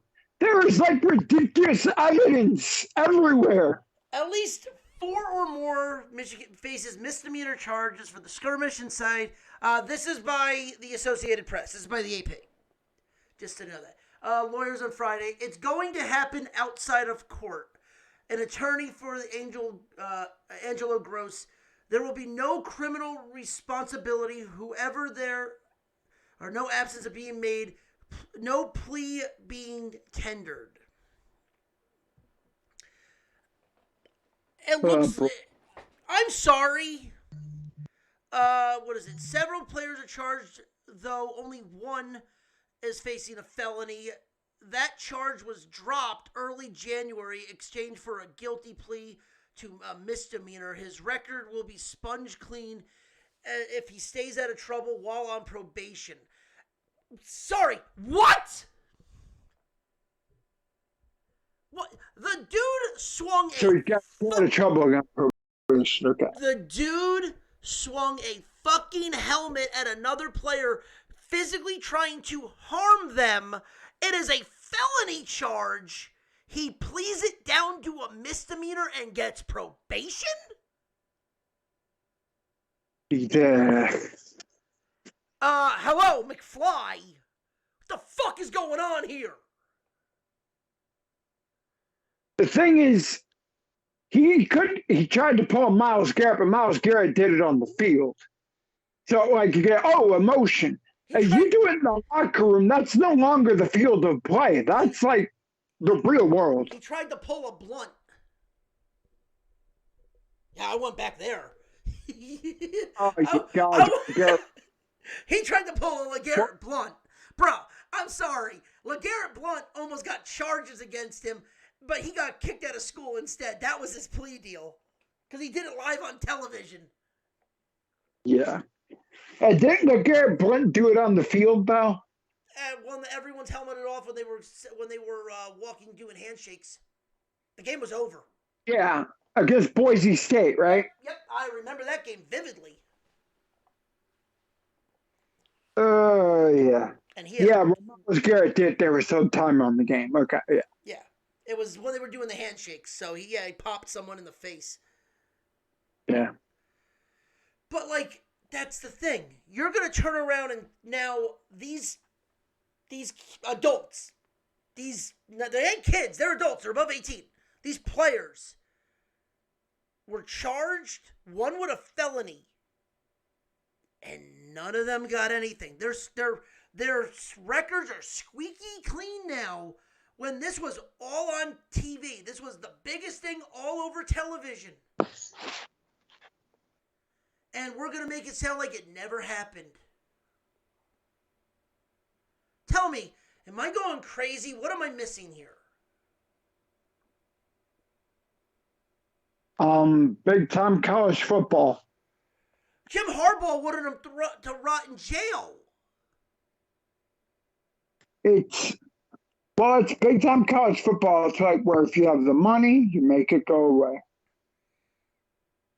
They find a technicality. Like, he was, they were provoked by the Michigan player, or some crap like that. Chris, I would agree with that, but I will say there's one problem with that statement. Go rewatch the video. There is a man, a adult trainer, with his phone out recording the whole fucking thing. Yeah. I mean, I'm saying, you're asking, why? I don't know why. I'm trying to figure out getting in their head why, and that's all I could come up with. that, oh, they were provoked, even though it's bullshit.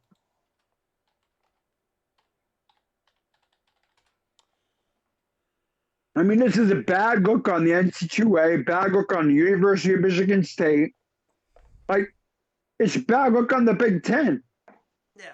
As if the Big Ten had nothing but black eye from Ohio State players. Now they have this shit. Jim Tressel.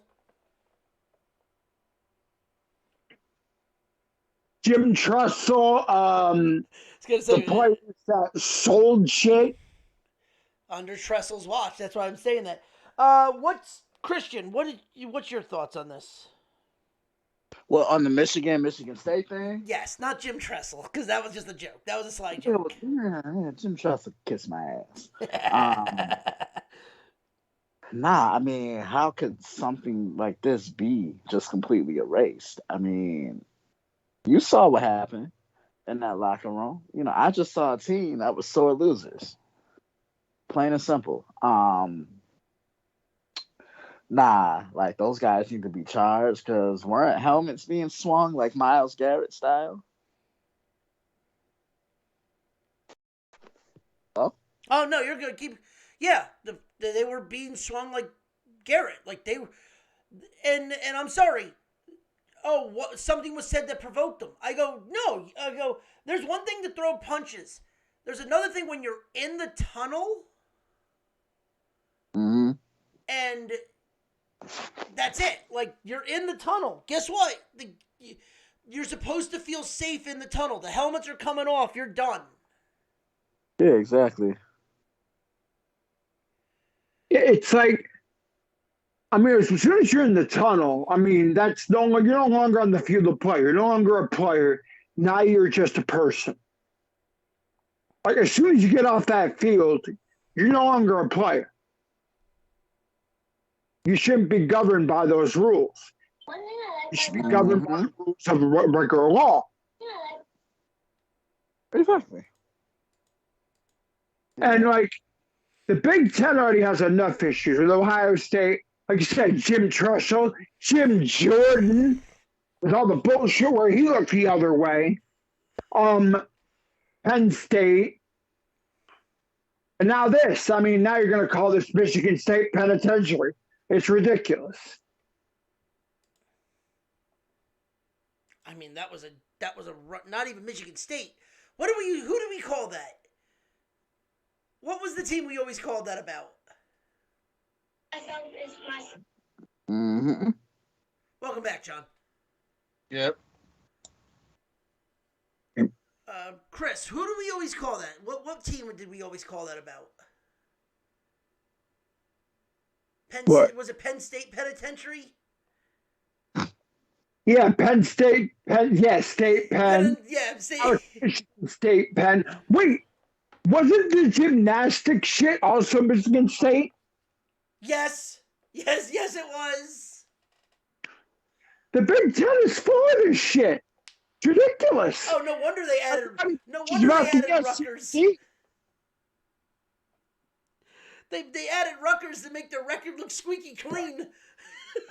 They had to add some, class.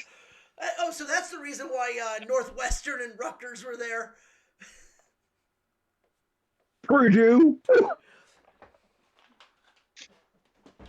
Oh, Jesus Christ. Yeah. Congratulations to Rutgers basketball. They have given the coach another extension to when he's retiring. They gave him pretty much a lifetime contract for the basketball team. Today. Yeah, I mean, the Big Ten, that's the bigger reason why I hate Ezekiel Elliott for what he did in Ohio State. Yeah. So, John, just to catch you up to speed, we're talking about the Michigan, when the fight broke out in the tunnel. All the players that were involved have the cases. It looks like the case is going to get thrown out. And some of the one guy's who had a felony charge against him is going to have his record expunged, it looks like.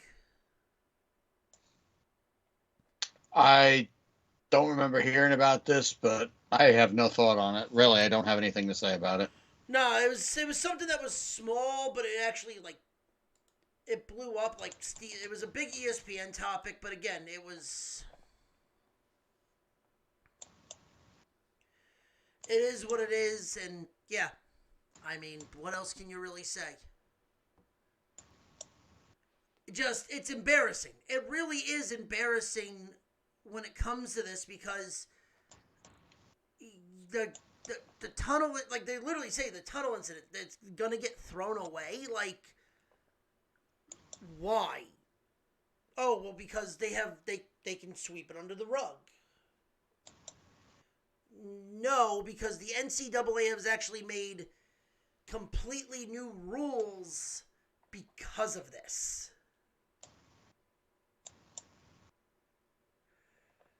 Like, does anyone realize that? Like, the college football has made new rules about how people can enter and leave the tunnel. Like, that's kind of a big deal. Didn't they also up security again? Yes and no. It depends where. But they literally have made it to where the home team or home or away team, whoever's there, cannot go in to the locker room until after the other team is actually in their fucking locker room. Like they have to stay on the field and wait for the entire other team to be in their doors. Say farewell to the post-game interviews. No, when it seems like it depends on the team. If there's bad blood with it, they won't even do it. But like they did post it, they've done post-game interviews. It's mainly halftime. You'll see that a lot. Yeah. But Funny. I'm what? sorry. What? The halftime interviews in college football are hilarious. Like, you're getting your ass kicked. What can you do? Well, we got to talk about the defense and the offense. Duh. All right, so let's make our way to the National Fraud League, where if you think Tom Brady's actually going to be retired, you got another thing coming. Brett Favre 2.0, I always see it. You be respectful. Listen, I will believe that Tom Brady is actually retired after OTAs are done. Mm-hmm. Because until I hear he's actually, until I see the first ball snapped of the regular season, bullshit. Just say what you really feel. You don't want to go through training camp again.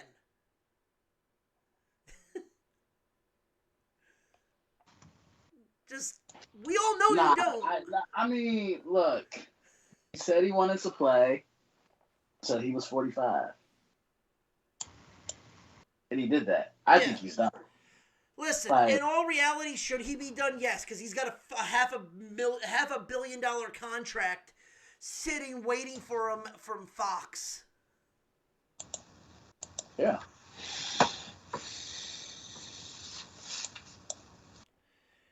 So, I mean, listen, if it's over, he's a first ballot Hall of Famer. There's no ifs, ands, or buts about that. He's a first balloter. He's pretty much going to go in unanimously. And then then the whole argument on, is he the greatest? I mean, he is.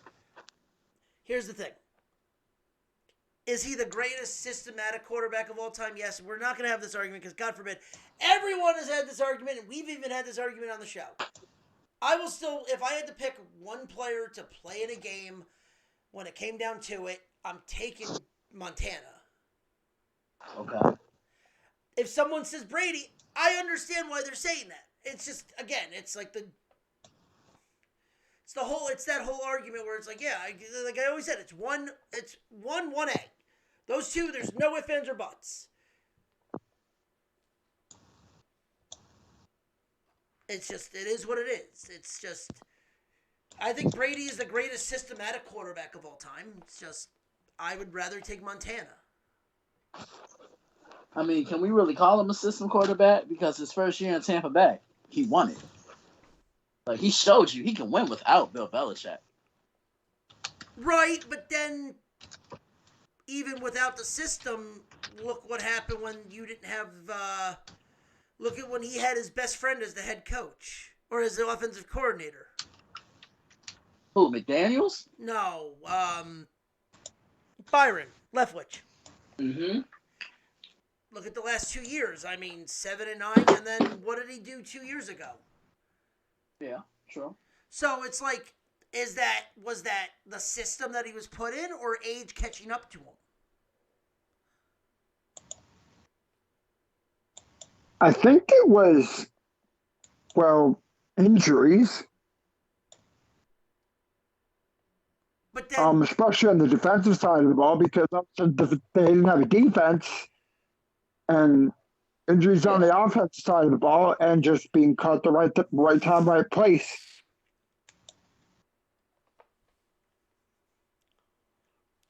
listen, I'm not going to sit here and not say that he isn't a great quarterback. Like again, not saying that, but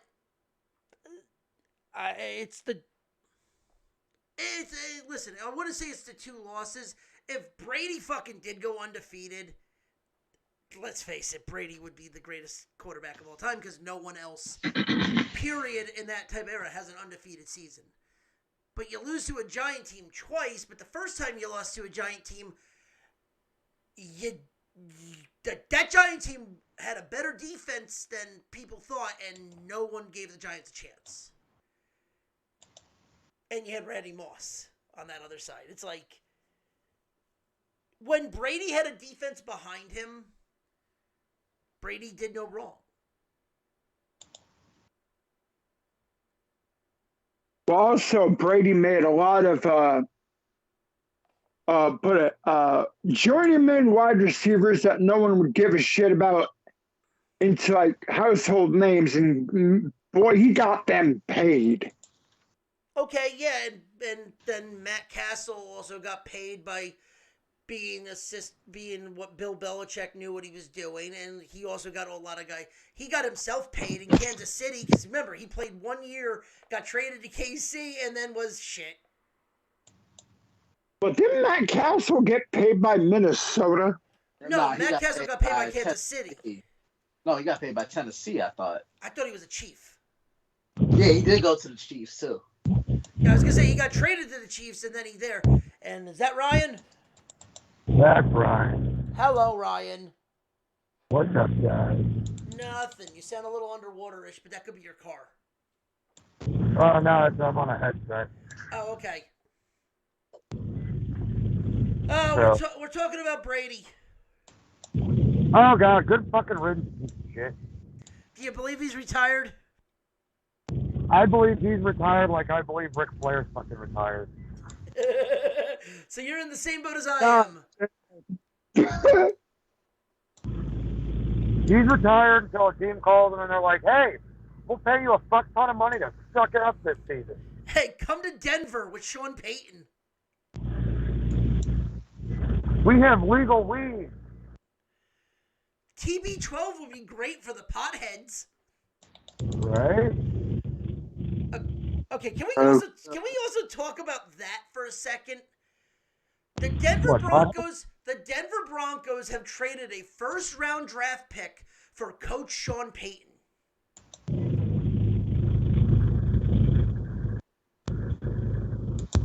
I didn't stutter. Denver is giving up a first-round pick to the Saints. For a coach. Boy, now hold on. Did they have a higher draft pick now than Philly?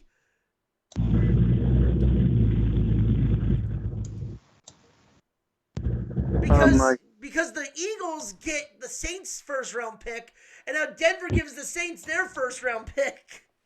If it's this year's, yes, they get a higher draft pick. That sucks. Well, Well, first off, the Broncos like, yeah, we got a coach, yeah, but you just fucked your team's future already. Wait, hold on. So get ready for this because I have the exact what the negotiations were. It is a first round pick this year. It is a second round pick next year and a third round pick next year. For Sean That's a lot. Payton. For Sean Payton. That's a lot of picks for a coach. Christian, I'm with this. Mm-hmm. go ahead and let him have it. I mean, look, I called this because I was telling my one friend, who doesn't know shit, kept saying, yeah, Sean Payton's going to become the Chargers coach. He's like, nah, I think Denver systematically would be a better fit for him because this, you know what this reminds me of? This reminds me of when he took the job in New Orleans. Like, if I had to really use one word to describe Sean Payton, it would be gutsy. Because he had the guts to take the Saints job when they had the number 2 pick in the NFL draft that year, right? And he could have waited for a better opportunity, but he decided to take on that project in New Orleans, and they ended up becoming one of the better teams in the league because of him. Like, it's like what I said to somebody yesterday. Sean Payton is the reason why Drew Brees is going to be a Hall of Famer. Right. Like, let's just put it that way. I think if there's a guy that can get Russell Wilson back on track, it's Sean Payton, because Nathaniel Hackett did not use Russell Wilson the correct way. He tried to turn Russell Wilson into something he wasn't, which was a pocket passer. And that's why I always say you have to coach a guy to his strengths. Don't turn him into something he's not. Because what does Russell Wilson like to do? He likes to extend plays. He likes to move the pocket, and he likes to make throws on a run. You know? And this, like I said, Sean Payton taking the job with Denver is very reminiscent of what he did in New Orleans, because the Broncos are in turmoil right now. They have not made the playoffs since 2016. That's the last time they won a Super Bowl. They've really struggled. They've had a rotating carousel of quarterbacks since Peyton Manning retired. And, you know, you get your best quarterback probably since Peyton and Russell Wilson last year, and you're really underachieved. So I think this is a really good move for Denver. Does it make them a playoff team? That's to be determined. But I think it's like what I always say.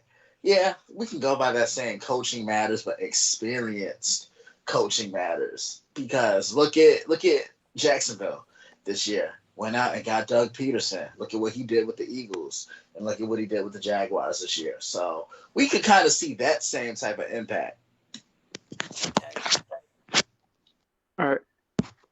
Go ahead, Chris. I see that, but there's a problem. Mm-hmm. The problem being that you said when Sean Payton took the job in New Orleans, he had a plethora of draft picks. And he had holes, but he could get the guys. He needs to be a cap wizard, or the GM has to be Howie Roseman level, because they don't have any picks. Anything of value, he needs to really look at. Where with New Orleans, they had first rounders, second rounder, first round. They don't have that luxury. And he has an offensive line that got that quarterback killed. And so you need to look at free agency and see what you got. But I don't even know if Denver can even do that, because what's the cap situation? Mm-hmm.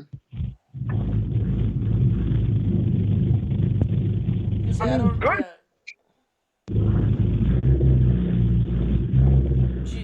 Jeez, Ryan, your car. How's going, man? Get over it. I'm not saying a word. I'm just saying, Jesus, your car. Go ahead, Chris. Keep going. God, it's cold. Right. Used to it. I mean, that's a big issue. It's like, and you're not going to where New Orleans, where they were like, hey, we'll give you 5 years. This is Denver, where they're like, we want to win now, or you're out. I mean, they already proved it. How many coaches they fired within their first 2 years? It's ridiculous. Mm-hmm. To a place where, they allow you to build. You go into a place where they don't want to win now because they got lucky with Peyton Manning, and they want to get back to that. Like, gotta stick to it, and they want to get back to it, which is why they will spend anything to get stars. The problem is they don't have the money anymore because it's tied up in Russell Wilson, Mm-hmm. and draft picks and all this money tied up in a coach with a line that sucks, a defense that just gives people away.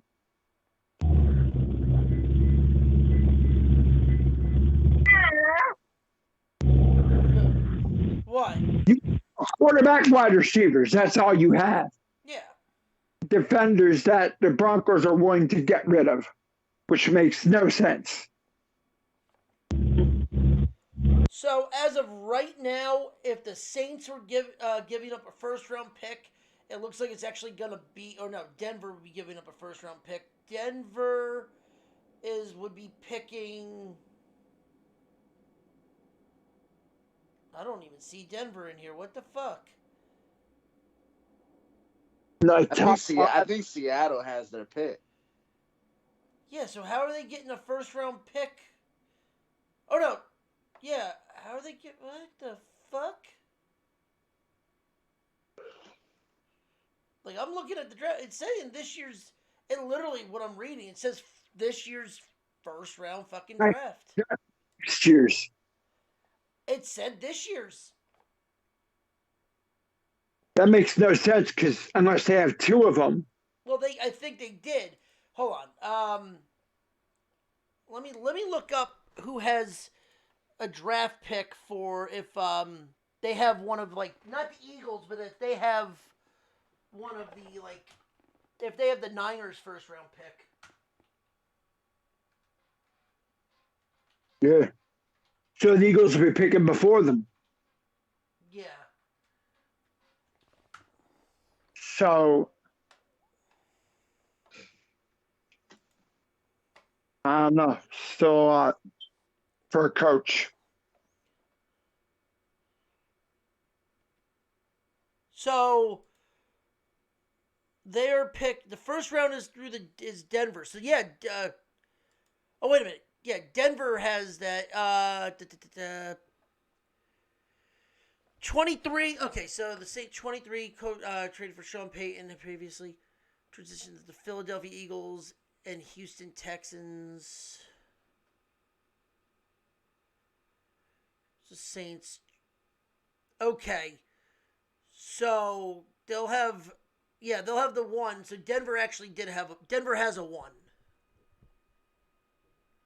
Denver did have a one. I can't see where it actually says that they're picking though. They might have actually had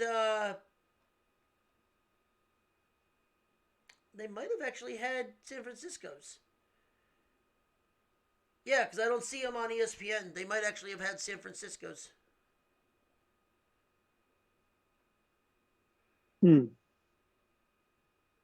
But I mean, it's freaking crazy. It is.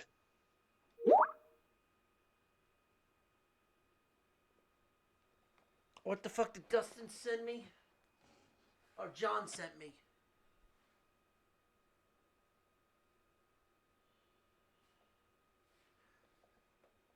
Yeah, no,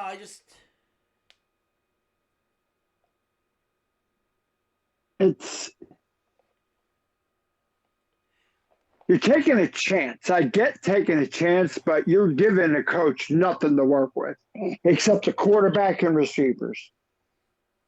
Mm-hmm. Yeah. John, this ain't news yet. Let's wait until we actually get some hard facts on this, and then we'll talk about it. So maybe we'll talk about this next week. Mm-hmm. Because we have no news on this yet, and I don't want to speculate anything until I actually have facts. All right, I just wanted to make you aware of it. No, I got you. Thank you, though. Like I said, I don't want to comment on this because it is a prospect, so I don't want to. It's not like it's like Trevor Bauer or anything like that. But all right, let's dive into it. Chris, take your fucking victory lap. 10 plus. I came on here last week and I said birds by 10 plus, and I got laughed at. That doesn't mean you know shit. You just knew what All was the things, a bunch of things.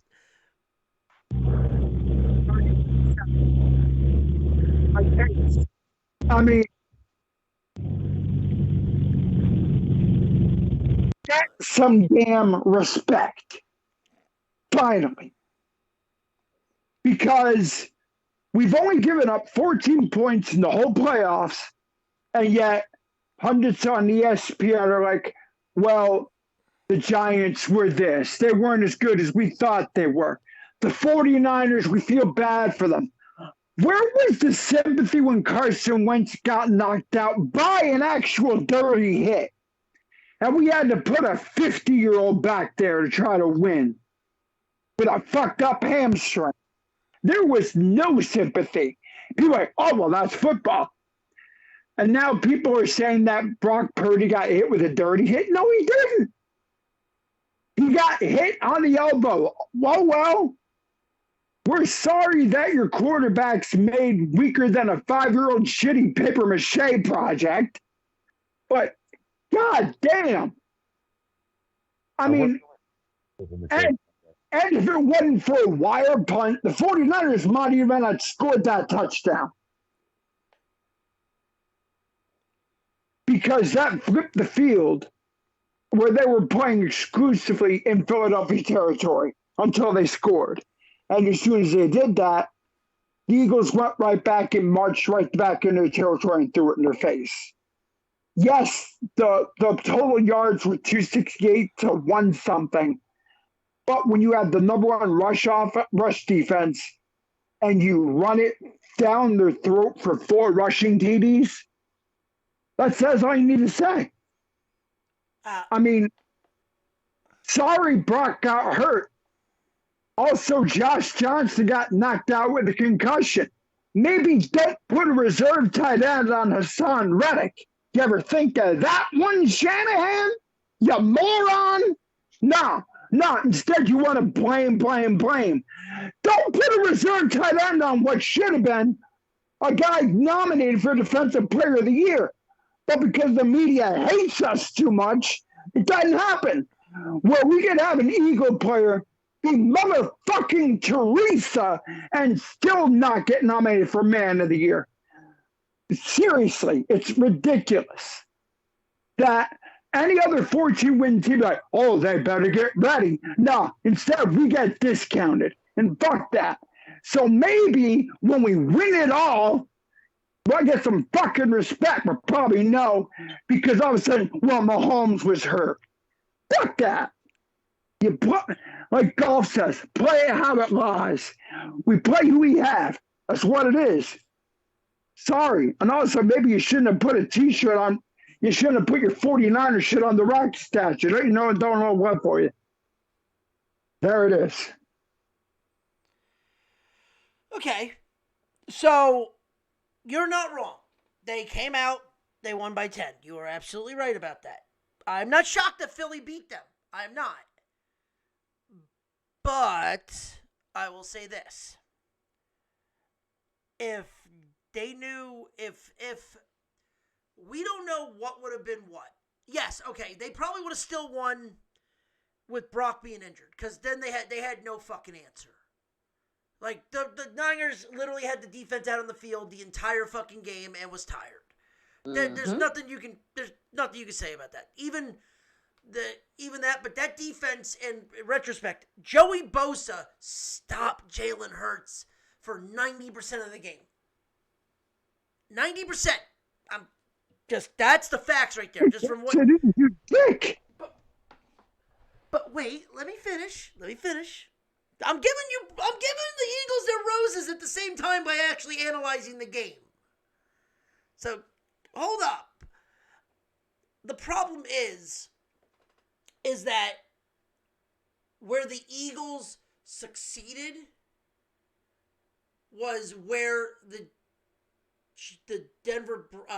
where the 49ers couldn't excel. If they actually challenged that fourth down play, what would that momentum change been? You wouldn't have scored that first touchdown. Okay. Brock getting hurt and Johnson getting hurt, well, you're fucked. You were going to lose the game anyway unless McCaffrey actually came in and was your Wildcat quarterback. Yeah. I mean, they really couldn't do much of anything. Like, you're down, both quarterbacks, both the backups, the backup to Brock Purdy gets hurt, and everything just kind of went downhill from there. But give a lot of credit to the Eagles. And here's the one thing that people don't realize about the Philadelphia Eagles. They can win games in a variety of different ways. So if they have to push the ball down the field in the air, they can do it. If they have to ugly the game up, slow it down, and run the football, they can do that as well. If they have to control things defensively, they can do it. So that's the one thing I really got to tip my cap to Nick Sirianni and the Eagles for. But here's the one thing that no one talks about with the Niners is that they got to where they were with no quarterback. Like, we didn't know what Brock Purdy was. Fine, he needs Tommy John surgery now. And by the way, Chris, I already told you what it is, and to anyone that doesn't understand the injury that he has, it was nothing to do with the arm getting hit, had everything with the fact that his arm was coming forward without the ball. It is the exact same thing what happens with pitchers. Right. So, I mean, to saying what everybody else is saying. yeah, but I'm saying for all the people that are saying, oh, well, it's because he got hit on the elbow. No. His hand was coming forward. It's like literally taking a bow and arrow, pulling the string back with no arrow in it, and letting it go. It's gonna snap. Yeah. But I see some people going, they should make chops to the elbow illegal. Hassan Reddick didn't chop him. He grabbed his elbow. That's what he did. Well, listen, those people that are saying that are fucking morons. Because if you don't realize what the fuck actually you're supposed to do as a defensive end, as Rashad Reddick did, was go for the fucking ball. He did everything correct. It just sucks that Brock Purdy got hurt. Yeah, and it really wasn't Bosa that really was running the Niners defense. It was more Fred Warner. No, Bosa was at a safety. What are you talking about? Bosa got pancaked by Mailata a couple times. But dude, yeah, that's when he was passing. When it came to that running game, Bosa fucking kept Jalen in the pocket. That was the running game? Like during the running game, Bosa. I'm talking about scrambling. Like when it came to Jalen getting out of the pocket with his legs, Bosa stopped him. Okay, all right, yeah. That's what I mean. Like that was what Bosa was there for. Was not to get to Jalen. Was to keep Jalen in containment. And he did his job. Listen, the Eagles. Yeah, but what Chris alluded to, right? We didn't need to throw the ball. We just ran it down the throat. Well, that also has to do with like you said, that's like the body shots. The fact that the offense couldn't stay on the field was a big part of the defense getting tired. But the question is now let me ask you this, and we all know what you'll say. We know you're taking the Eagles, so it's not that big of a deal. But the question is now with a quarterback that's competent like Mahomes, the key to this game, and we'll go around the horn and say what our key to the game is going to be, can the tackles keep Mahomes upright? Can they save that pocket and keep Mahomes upright? Because the game is going to be, the way this game is going to be won is not Jalen versus the defense, is the tackles versus the Eagles' ends. That is where the game is officially going to be won or lost for both teams. It's in the trenches. It's going to be trench football. But not even that. I'm saying Jalen and Mahomes will get their stuff together. But The question is the big question is because you know the defensive ends are going to play containment on Jalen. They're going to make sure Jalen does not beat them with his legs. They are going to make the running backs, which is fine, and him passing the ball win. We know that's right now the game plan. But the question is can the defensive ends of Philly get by the tackles of the Chiefs? See, I'll give you another question. Can the Chiefs stop the Eagles' running game? Because if the Eagles can run the ball on the Chiefs, the best defense against Pat Mahomes is keep his ass on the sideline. But it's not even that. If the Eagles are scoring, you know, can Kansas City match that? And that's the thing, because you know Mahomes and Jalen are going to get theirs. It's the question is can the Eagles' defense get home? Honestly, I have no clue yet. I have no pick yet. I'll have my pick next week. But I'm just saying, my key to the game is going to be the defensive ends versus the offensive tackles. If Mahomes is even just a little hampered by that high ankle sprain against Hassan Reddick, he's dead. If he looks anything like he did against the Bengals, he can still move, but he's now got 2 weeks to put no fucking weight on that ankle. He'll be fine. He might not be 100%, but he'll be at least 95%. Again, like, I don't know. I don't know if the Chiefs' offensive line can stop Eagles' defensive line. I don't think they can. So I think we can stifle the rush. I don't know if the Chiefs can stop the Philadelphia rush. That's the problem, because then you could run into that Super Bowl 25 issue with the Buffalo Bills and the New York Giants. That's what I mean. Where Like the game ran for the whole quarter and kept the Bills on the sideline. But it's definitely going to be an interesting thing. Christian, what's your early predictions? Or not predictions, but what's your early keys to the game?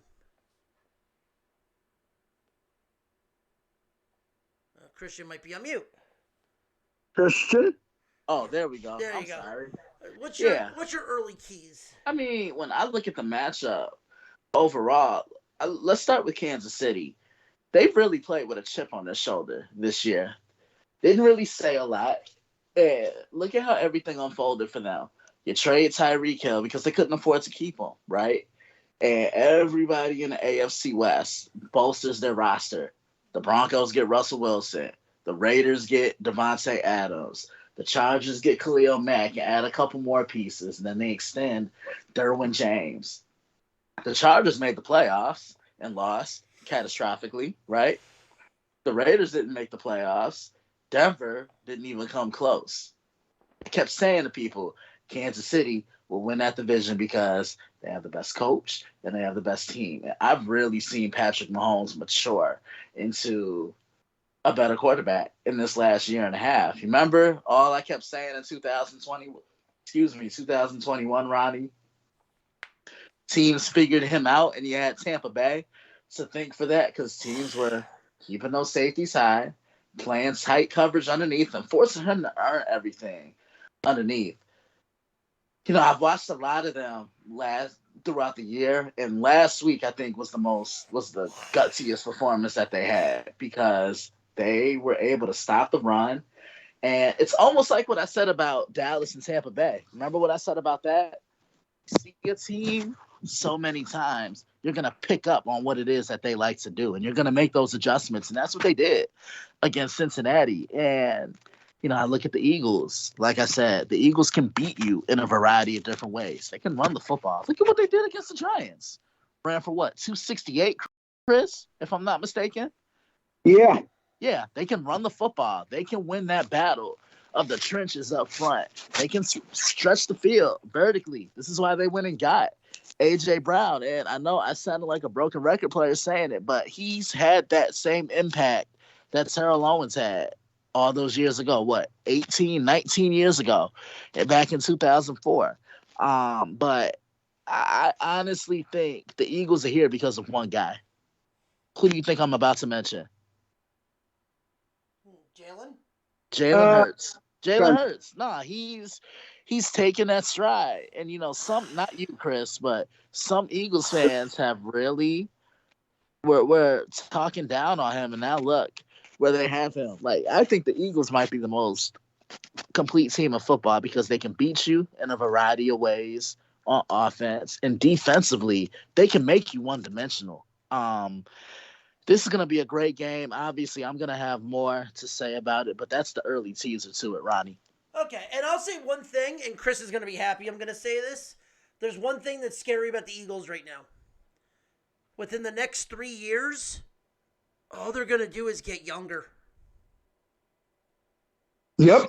Yeah. I mean, they're headed in the right direction because look at this. I'll say this: they've been the best team in the NFC East, maybe in the last 18 or 19 years. Because Dallas has won a division, but Dallas can't get past the divisional round of the playoffs. The Giants have won 2 Super Bowls, but look, the Eagles made the Super Bowl in 2004, right? They made it in 2017, and they're back again. Like right now, as the Eagles, when the draft comes around, I wouldn't be shocked if they're looking at either a corner or a free safety. I mean, and the thing is also Howie's a cap wizard. He can restructure contracts to keep our. I'm not even talking about that, Chris. I'm talking about the fact that you have like the fucking 6th pick in the draft this year. Oh, I know. You could either do one or two things. Either get one of the top end safeties or corners in the league, or trade it and get more fucking picks. Yep. And we become a hot destination for free agents that want to play here. Except, unfortunately, oh God, I'm about to say this. I really don't want them. Now the fact that the Jets have fucking Hackett, we might be looking at a new 12 in green. I don't want to fucking think about that. The fact that Rodgers might be a fucking Jet. That's the rumor. That's the destination rumor that Rodgers... What? That's why you got Hackett. I mean, they're going to take their shot. And if they do, great, then you almost keep Wilson for until Rodgers rides that contract out and you let him fucking learn.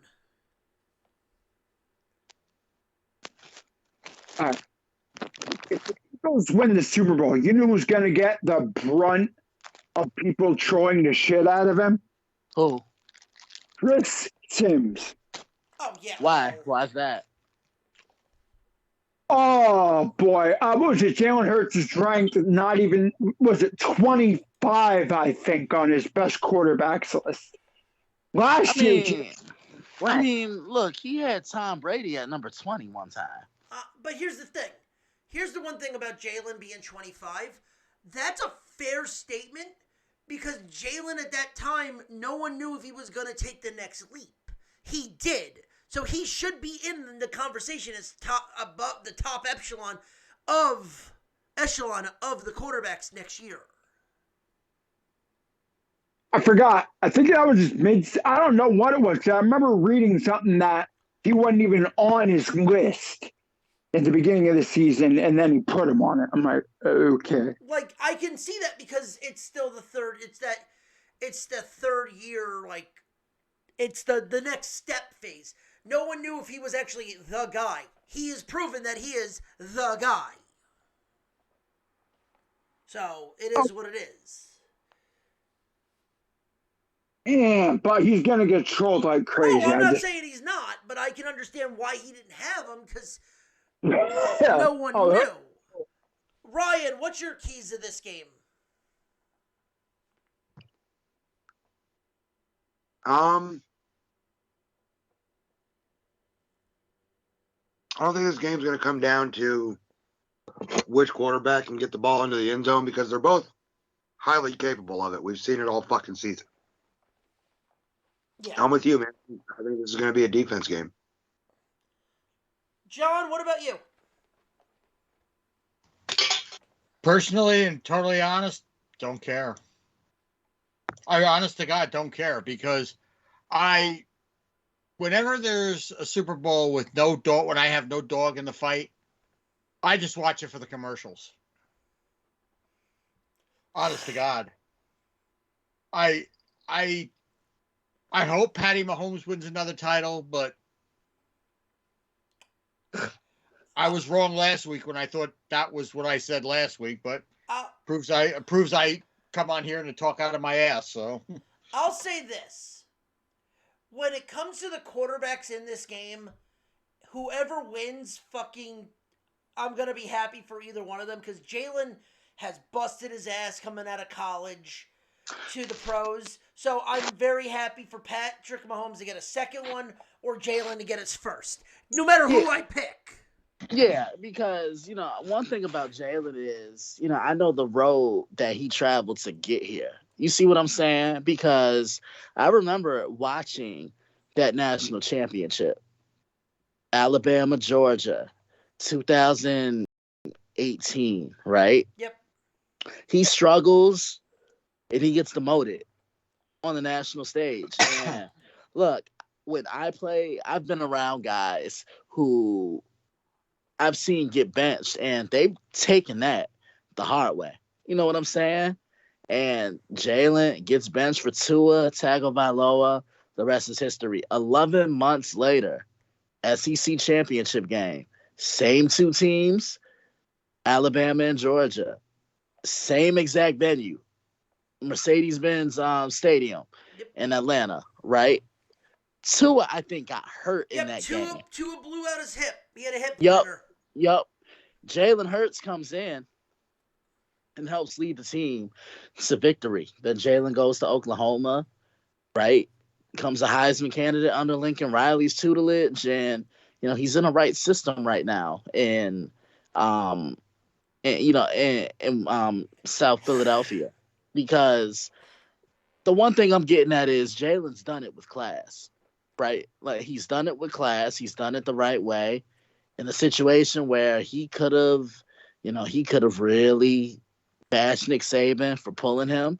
Nah, he just turned, a negative into a positive situation. I even remember every time Tua came on the sideline, who was the first person there for him?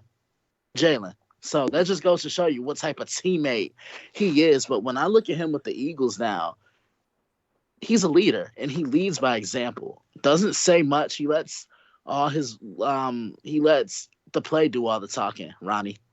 Yep. And you know what? I remember being on air.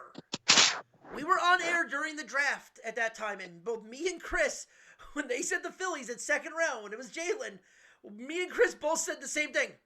A fucking quarterback? Boy, Yeah. did we have egg on our face from that show. We both were confused. God, the Eagles saw something that we didn't see that late. Like, we did not expect a quarterback to go in the second round like that. No.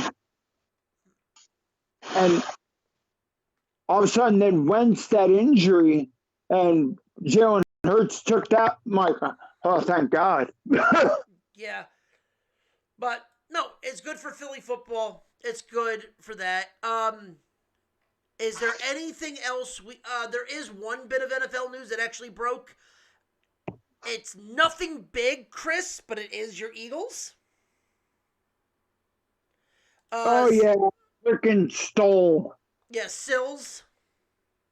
Yeah, Sills. Fuck him. He can go away. Has been officially ruled, not just ruled out, he's on the exempt list, the commissioner exempt list for indications on rape and kidnapping charges. Stemming from an incident in Ohio just 3 years ago. Oh, Ohio. How about that? Ironically. So, he will be out for the Super Bowl, obviously, but he was not the starting lineman. He is a backup. So, just so when we go into next week, when we have to make our picks. The team. Yeah. But, is there anything else anyone wants to talk about real quick before we bring this home? I got nothing. That's it? You good, Chris? You got anything? Yeah, I mean, I'm good. Like, I was happy with the Royal Rumble, happy with Raw. I'm good. Okay. Chris? Christian? I got nothing. Ryan? He's on mute. I'll take that as a no. Oh, and with that being Ryan, you got anything? I'm good. Okay.